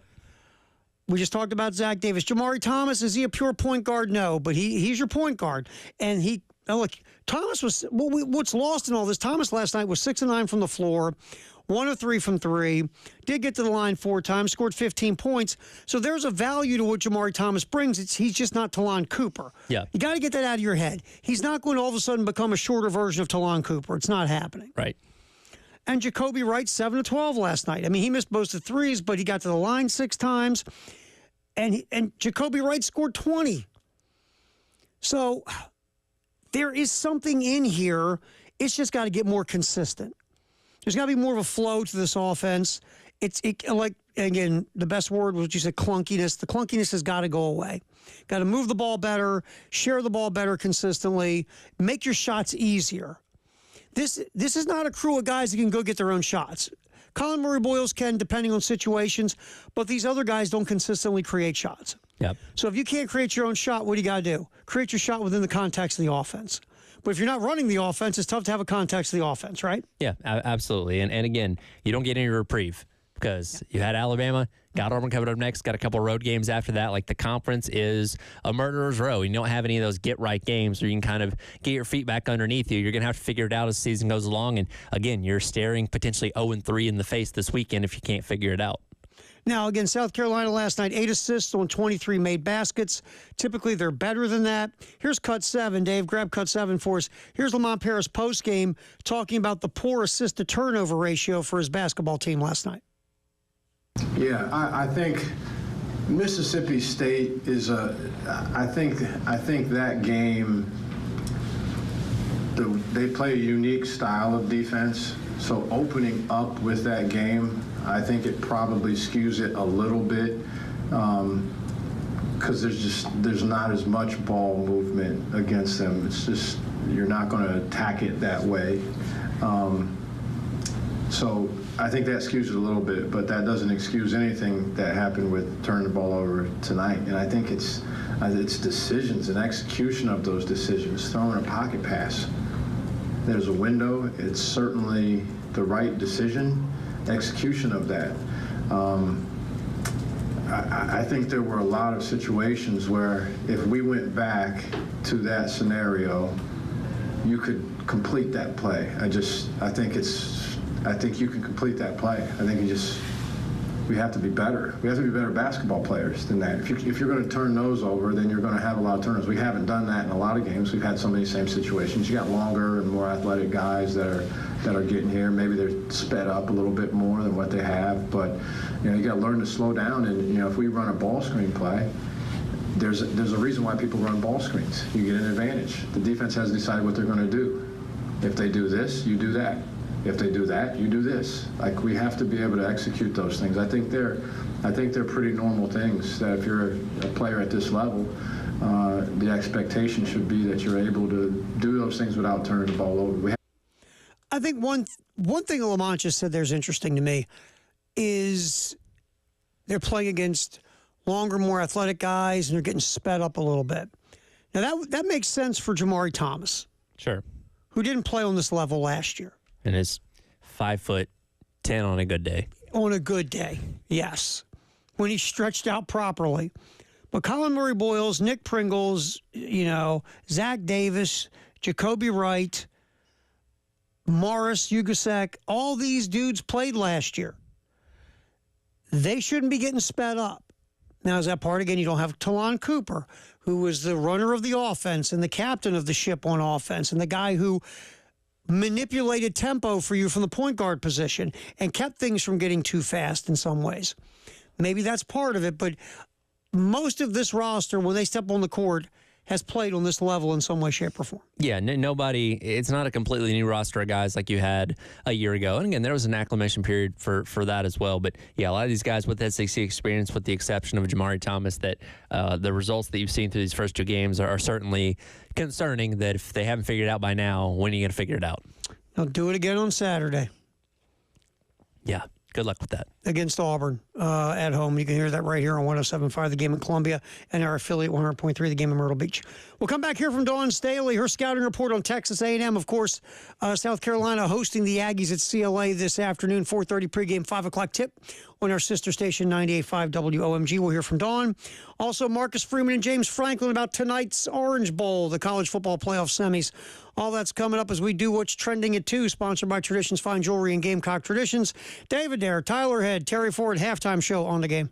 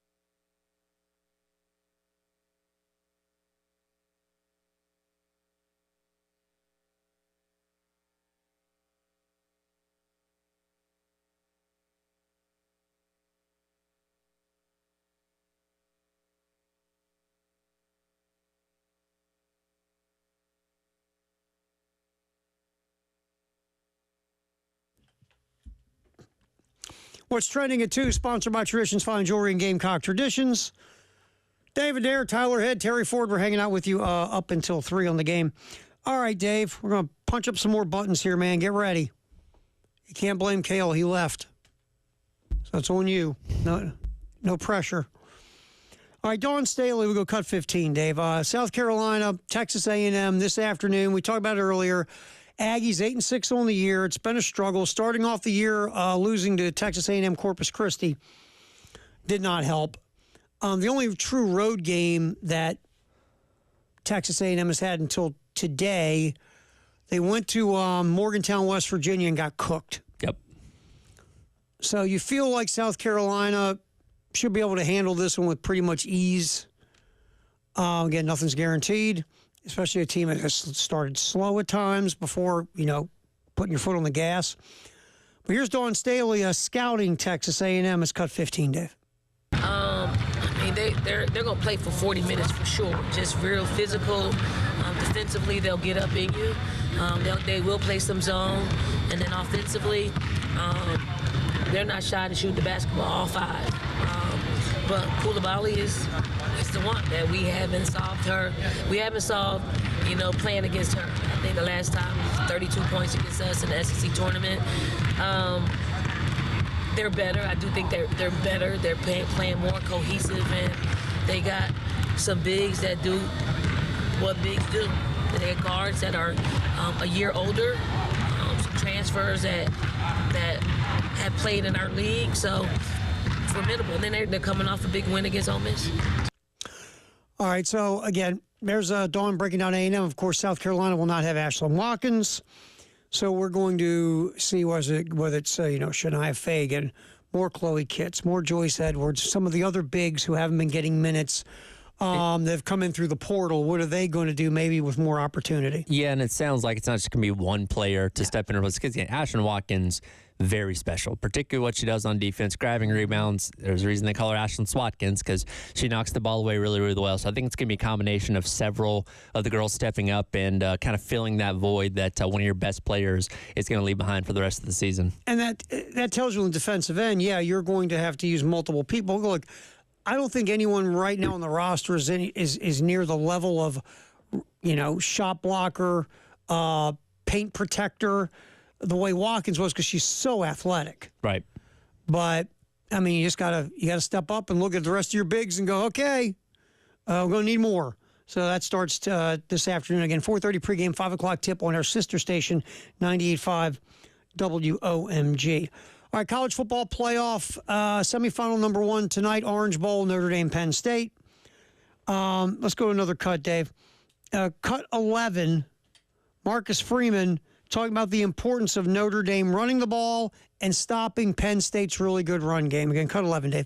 I think for us, it's what we do well and what we have to do to have success with this current team. And it's really, as you look at the course of our season, it's been a big indication of the outcome of the game, our ability to run the football and our ability to stop the run. It's a mentality, it's a mindset. It's just from my defensive coaching background. When you can't stop an offense from running the ball, it can be demoralizing. And that's why we say we have to do it now. We're probably ranked higher in the pass efficiency part of defensive statistics, but still the mentality of stopping the run is so important. And as you get later in the season and you play better teams, it's going to be important, right? The same as the turnover margin and those type of things. But as you look at Penn State, if you are not able to do a good job at stopping the run and trying to run the ball, you're not going to have success, and you're not going to get the outcome you want. And so that will be important as we get into tomorrow too. Penn State's got 2 really good backs. Yep. Really good backs. And so, Notre Dame has to smother the run game like they did against Georgia. And then Notre Dame's got to run the ball because, again, Riley Leonard, God love him. He can tuck it and take off and bring you some production with his legs. But if you're asking Riley Leonard to throw you to a victory, that's a pretty tall task. I'll be interested to see as well. Penn State's gotten out to a Double-digit lead in 12 of the 15 games they played so far this season, including against Ohio State in that game they lost a couple months back. Notre Dame has not trailed by double digits at all this entire season. I'm wondering if Penn State can manage to get Notre Dame in a hole, if Notre Dame is equipped enough to dig themselves out of it. And they got Collins and Faison at wide receiver, but guys they usually don't have to lean on as much because the running game's so good. If you get put in an uncomfortable situation, can Riley Leonard throw you out of it and get you back in the game? Well, that's a huge question mark because so far this year, Riley Leonard hasn't, like you said, been asked to go out there and chuck it around the yard to either get Notre Dame back in the game or for Notre Dame to win a game. So we'll see. But that is tonight again. I batted this back and forth. You're going Notre Dame. I'm going to go Notre Dame too. And I'm really going Notre Dame because these teams are so close. Yeah. I'm going with the James Franklin's record against top 5 teams is so god-awful. By the way, Marcus Freeman has as many wins against top 5 teams as James Franklin. That's correct. Yes, he does because Georgia would have been the number 2 team last week. So I'm sure that'll get brought up a few times on the broadcast as well. But, yeah, these two teams very similar, defensive, good at running the football. Out of all the games in the playoffs so far, this has the best opportunity to be competitive and be close. And goodness, outside of the Peach Bowl, all these other games have been bad blowouts for the most part. So hopefully we'll get treated to a good game tonight. All right, real quick. On3 ranks so far the teams in the transfer portal. And as we speak, and of course this is very fluid, South Carolina is number 22 in the best portal classes. By the way, South Carolina bringing in, 10 transfer portal players? So far, yes. So far, just 4 programs, Oregon, Duke, Illinois, Notre Dame, have fewer portal commitments. With 16 outgoing transfers, South Carolina is just behind 9 teams who have seen more transfers. But really, if you look at the guys that have hit out the portal, these aren't guys that are in the top 2 of the 2 deep at all. The most impactful transfer I think that South Carolina's lost so far is probably Robbie Ashford, just from the sake of he could fill the same shoes as Sellers by being a similar type of quarterback. But I feel like you supplemented that pretty quickly with Aaron Nolan. Now, again, Aaron Nolan has not played college football as of yet, but given his skill set, I think it gives you the same type of opportunity should you need to throw him in there if something goes wrong with Sellers. Interesting. And, Cale already earned his keep. How about this guy? Carson Beck just hit the transfer portal. What's the outlet on that? Carson Beck. Because I thought he had declared for the draft. On3. Huh. Well, how about that? And, well, you know what you're doing there? You're kind of playing the Cam Ward card. Sure. I'll declare for the draft, but I'll also put myself in the portal. That way, if I don't like my draft stock, I've got the versatility of hitting the portal to go somewhere else to play football. Right. And I wonder how much of this also maybe is coming from Georgia with Carson Beck. Do they want to move forward now at quarterback? Yeah, I would say that's probably somewhere in there because, again, this was a up and down season to say the least for him. And, again, you don't know how he's going to return from the injury, the whole 9 yards.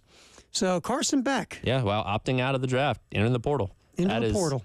Something. How about that? Well, he needs a year of showing the NFL that he can bounce back because this past year. Had he come out last year, he would have been a high pick. Yes. And did I agree with it? Would I have taken him? No, but I'll tell you this.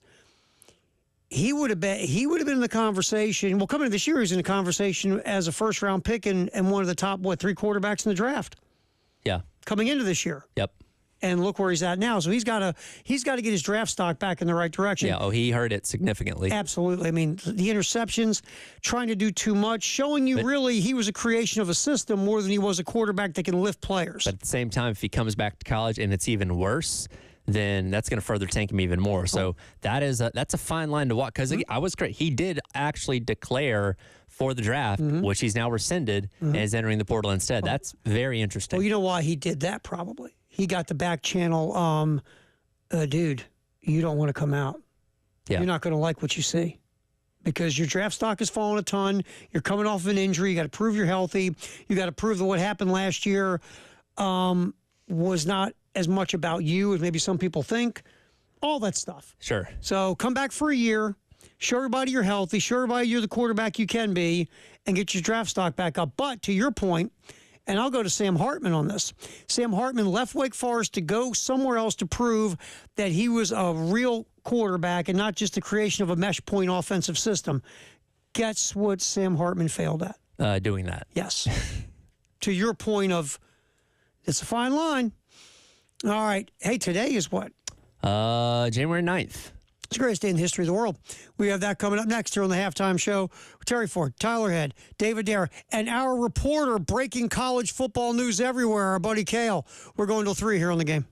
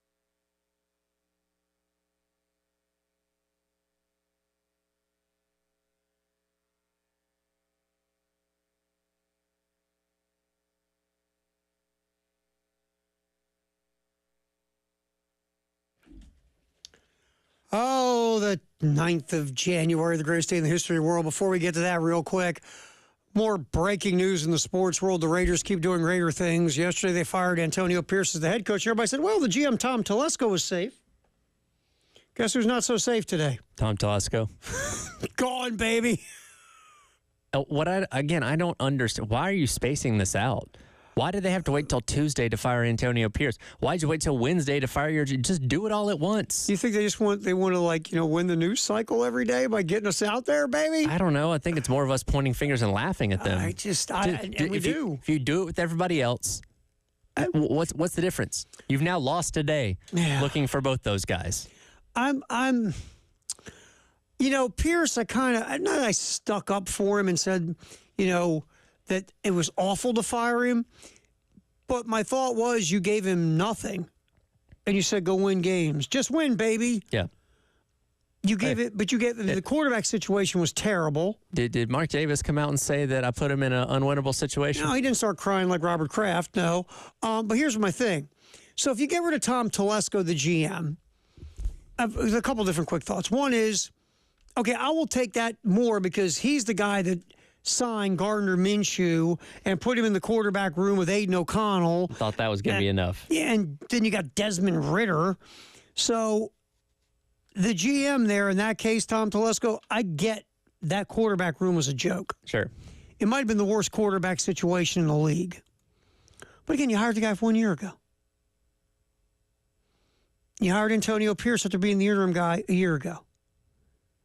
At some point, this constant merry-go-round of coaches and GMs, again, goes back to Lloyd Christmas, the owner. Yep. And his goofy bowl haircut. And you can't keep doing this every year. Yeah, it's essentially cleaning out once again.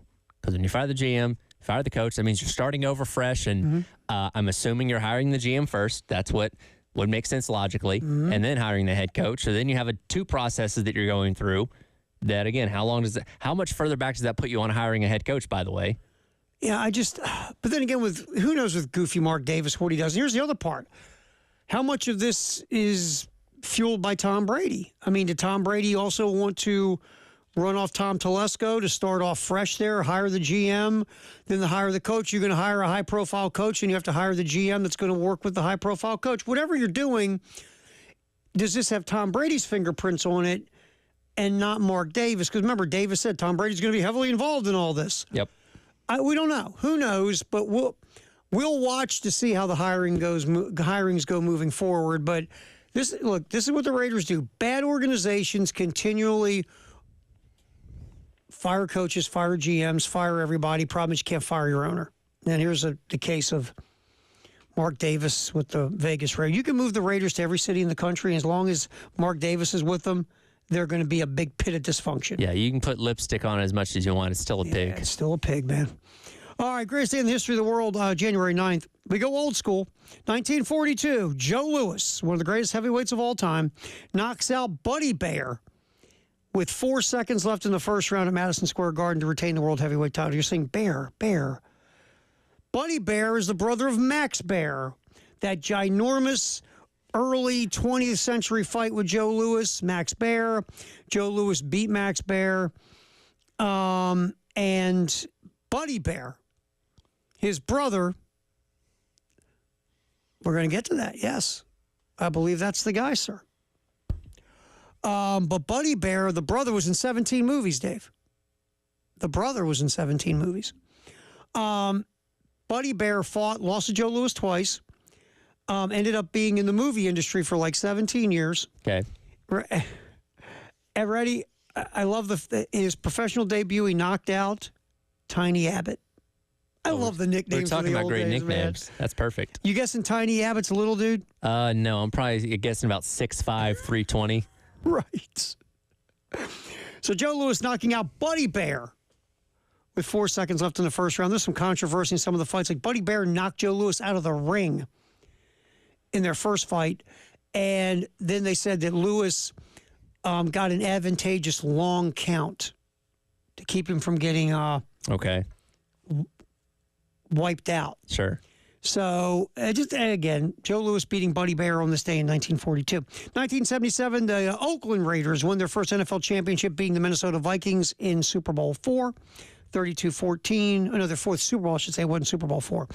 The Vikings lost their fourth Super Bowl. Oakland finally won. Those were two franchises who had never won a Super Bowl, but had been in the Super Bowl. Oakland got theirs with John Madden in 1977. Vikings lost with Bud Grant. And the Vikings haven't been back after that was the last time the Vikings were in the Super Bowl. And, of course, the Raiders, they got early in this millennium and haven't sniffed it and won't again as long as they have that owner. 1991, Dean Smith collects his 700th career victory as North Carolina beats my Terps 105-73.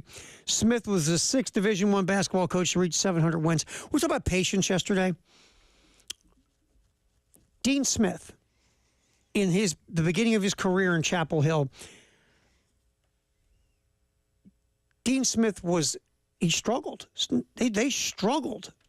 Matter of fact, they were coming back off of a road trip, and they were looking out the window. He was hung in effigy on a tree coming back to Chapel Hill. Wow. Dean Smith did not start off gangbusters, but there was this thing called patience. And Dean Smith became one of the greatest college basketball coaches ever. Mike Krzyzewski's first year, Krzyzewski only won 10 games, if my memory serves me. In today's world, he's on a hot seat. If not, maybe getting fired because it's obvious he can't do this job. Right. Sometimes a little patience is okay. Well, we don't have too much of that these Not days, anymore. Unfortunately. Nope. All right. Also, a great day in the history of the world. Kobe Bryant on this day in 2006 scored 45 points against Indiana, making him the first player since Wilt Chamberlain in November 1964 to score at least 45 points in 4 straight games. 2007, 2 guys who played their entire careers with one team were both inducted in the Baseball Hall of Fame. Cal Ripken Jr. and Tony Gwynn going in 2007. Obviously, Ripken in Baltimore, Gwynn in San Diego with the Padres. Mark McGwire does not make the first ballot. Does not make it on the first ballot and will never make it. Yeah, steroids. Most likely. Exactly. So Mark McGwire did not make it on the first ballot. I mean, McGwire, Sosa, Bonds, we know, we get it. Yeah, but hey, everybody had a good time watching the home run chase, right? I tell you what, chicks dug the long ball. That's Just right. saying. All right. 2010, Peyton Manning becomes the first player to win the AP NFL Most Valuable Player Award 4 times on this day in 2010. That was that was the year after they went to the Super Bowl and lost to the Saints. Yes. Because 2009 is when they went 14-2, I believe, or 15-1. Well, they lost the Saints. I mean, it was like, people were stunned. Sure. Colts were going to win again. Sure, of course. Absolutely. And of course, growing up Falcons fans, I hated the Saints. That pick six that he threw at the end of that game is because I love Peyton Manning. That's forever burned in my memory as a sports fan. Sure. And again, that's not even my team. Right. I just want to see the Colts win. Well, the onside kick changed the whole momentum of the game. Yeah. Oh, it did. Second half. Today, you'd have to go, by the way, just want to let everybody know, we're going to do a surprise onside kick. Yeah. That single moment, and obviously winning the Lombardi itself, that might be like one of the biggest pieces of Sean Payton's legacy as a coach in the NFL period is doing that, catching them off guard to start the second half of that Super Bowl en route to winning the game. Interesting, isn't it? It really is. It was a gutsy call. It was. Because if not, you're handing the ball to the sheriff at midfield. By the way, and you're down in the game. Yes. At the time. And all that momentum suddenly went your way. But it worked, so guess what? Genius. You're a genius, baby. All right, 2 quick ones.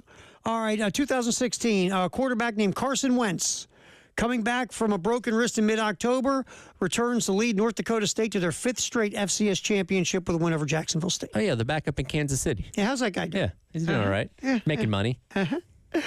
All right, also on this day in 2017, Clemson beat Bama 35-31 to win the national championship. That was a phenomenal game. A phenomenal Great game. Yes, it was. All right, there's your greatest day in the history of the world, January 9th. We'll pop back in here. We'll do the handoff, sponsored by Little Pigs on Alpine, and our Firehouse Sub text the hour, 803-404-6100. Halftime show. Kale's here, Dave's here, Tyler's here, Terry's here. We're going one more segment here on the game.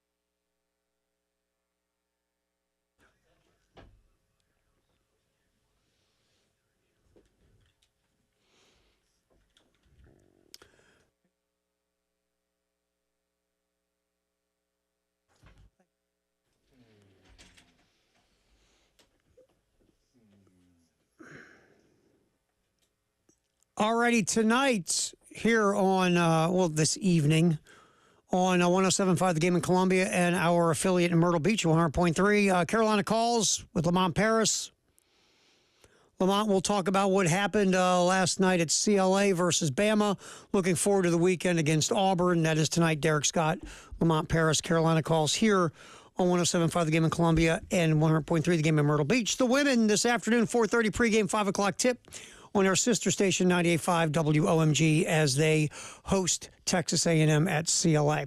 All right, what do you got there on the old Firehouse Sub text of the hour, Tyler? Talking about the boxer Max Bear earlier. Nama's text says Max Bear's son was Jethro on the Beverly Hillbillies. Yes, he was. Excellent poll by a texter. Very underrated rerun that I used to watch as a kid was back. I won't lie. I like Jethro, and of course everybody liked. Was she Daisy May? Ellie Mae. Ellie Mae. We all liked Ellie Mae. Daisy Duke, man. Daisy Duke, Yeah, Daisy who we all Duke. liked too. Beverly Hillbillies is all right. It was okay. It was okay. I'll tell you a show I hated. Which one? I Which one? despised. Don't you say Get Smart? Green Acres. Yeah, I wasn't a big fan. I of it. can't Yeah. stand I just- Green that one. Acres. What about this one? Ready? We're going so old. Petticoat Junction. I know of it. Don't know that I ever I never really watched it Yeah, either. Don't know that I ever remember the watched it. beginning of it. Remember the song? Something about There a we go, junction. chuk, chuk, Well, chuk, chuk, I chuk, tell you chuk. why I know the song, because I had that TV's Greatest Hits CD back in the 90s, and that thing was fun. And it was on it. Yeah, I can't tell you that I ever watched I never really watched the show. Petticoat I just Junction. remember the song. Yeah. And they had the little Petticoat Junction, yeah, blah blah something, blah. right. I never, but I did. I was like you. I was never a big fan of Green Acres. No, seriously, man. Like, if you like water torture, Yeah, I tell you, I love Get Smart. that was fun. Like Get Smart a lot. I Dream of Jeannie, because who didn't like Barbara Eden when Right. you're a young man, a young boy watching reruns on independent television? Not long ago, I saw the Andy Griffith that she guested on one time. I never saw that. And I forget the exact wording, but Floyd says something like, "Boy, that's a woman right there," or something. And Andy goes, "Yep, that's definitely not a boy." I'm trying to think, because I used to sit and I would see. I always had to watch Get Smart. I would watch. You realize Tyler? He has no clue. We're putting him to sleep. He's asleep. Yeah. He's asleep. I'm vaguely familiar with some of this. Brady Bunch. Were you a Brady Bunch guy? Oh, sure, love Brady Bunch. I like Brady Bunch. I watch Brady Bunch. You watch Brady Bunch? Hey, listen, Nick when I at did the old Night. when I did the old morning show on what is on our sister station, but 103.1 when it was Oldies 103 way back in the day. We had Greg Williams on one time when he wrote his book. It was awesome, man. Oh yeah, he was doing tours, man. He was rolling great. there for a bit. He was great, and he was doing a show with somebody, I forget who, in Myrtle Beach. But we had him on for like a good half hour one day. He's and good. He was awesome. He's good. He was great. How about Bewitched? Yeah, because again, kind of like Barbara Eden. I mean, Elizabeth Montgomery. Elizabeth Montgomery. Yeah. It's very underrated. Yeah. Very underrated. Yeah, yeah. Absolutely. Yeah. Yeah. I used to sit when I was a little kid, man. And we again, Tyler, you had cable your whole life. You'd have 4 channels, roughly. Did you guys have 4 here? Yeah, I think we had 3 or I don't know. In Columbia, yeah, we had 4 if you count ETV, PBS. Yeah, we would watch. There was a channel in Baltimore that But was. I got cable when we were like 8, Yeah, I was 7 maybe. It hit a little later in my neck of the woods like for 7. me. Well, you had to steal it from your neighbors.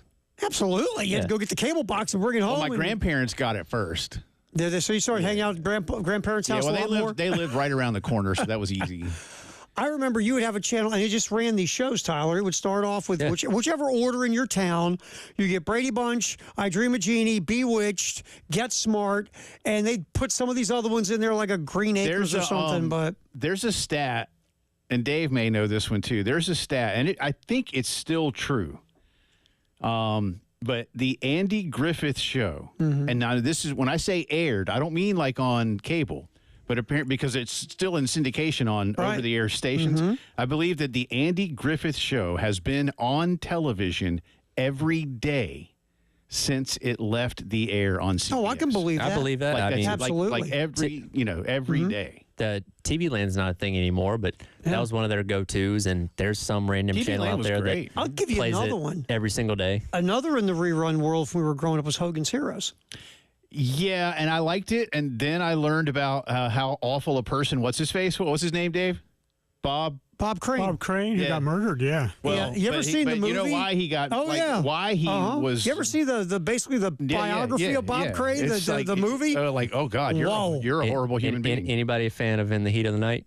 Yeah. The movie, the old movie with who was that? Sidney Poitier the and series. Well, the TV series had Carol O'Connor. With Carol O'Connor. That's my hometown that they shot it in. Okay. So Did they really? That's a good show. Yeah. Did you hang out with Carol O'Connor? No, my grandfather took pictures on the set of the show, and my dad was really mad that he didn't get to meet Carol O'Connor. Yeah. Yeah, Carol O'Connor was trolling around your hometown. Dave, who was the and Sidney Poitier and who? Rod Steiger. in the original movie. Yeah, it's good, man. Good movie. Yeah. Sidney Poitier was All right, he was well, a dude in the '60s. I'm assuming that we're just protecting Tyler from the Carson Beck news. We know. No, he knows. We He's know. in. Okay. That's I'm gonna start my show very talking interesting. about what the hell's going on with Carson Beck. What do you got with Carson Beck? Anything Jack's else? coming. We got some football and a lot of hoops, and we're gonna have a picks contest today. Sweet. Jay, Elijah, post game. Dave, nice work. Kale, Tyler, we'll do it again tomorrow here on the game.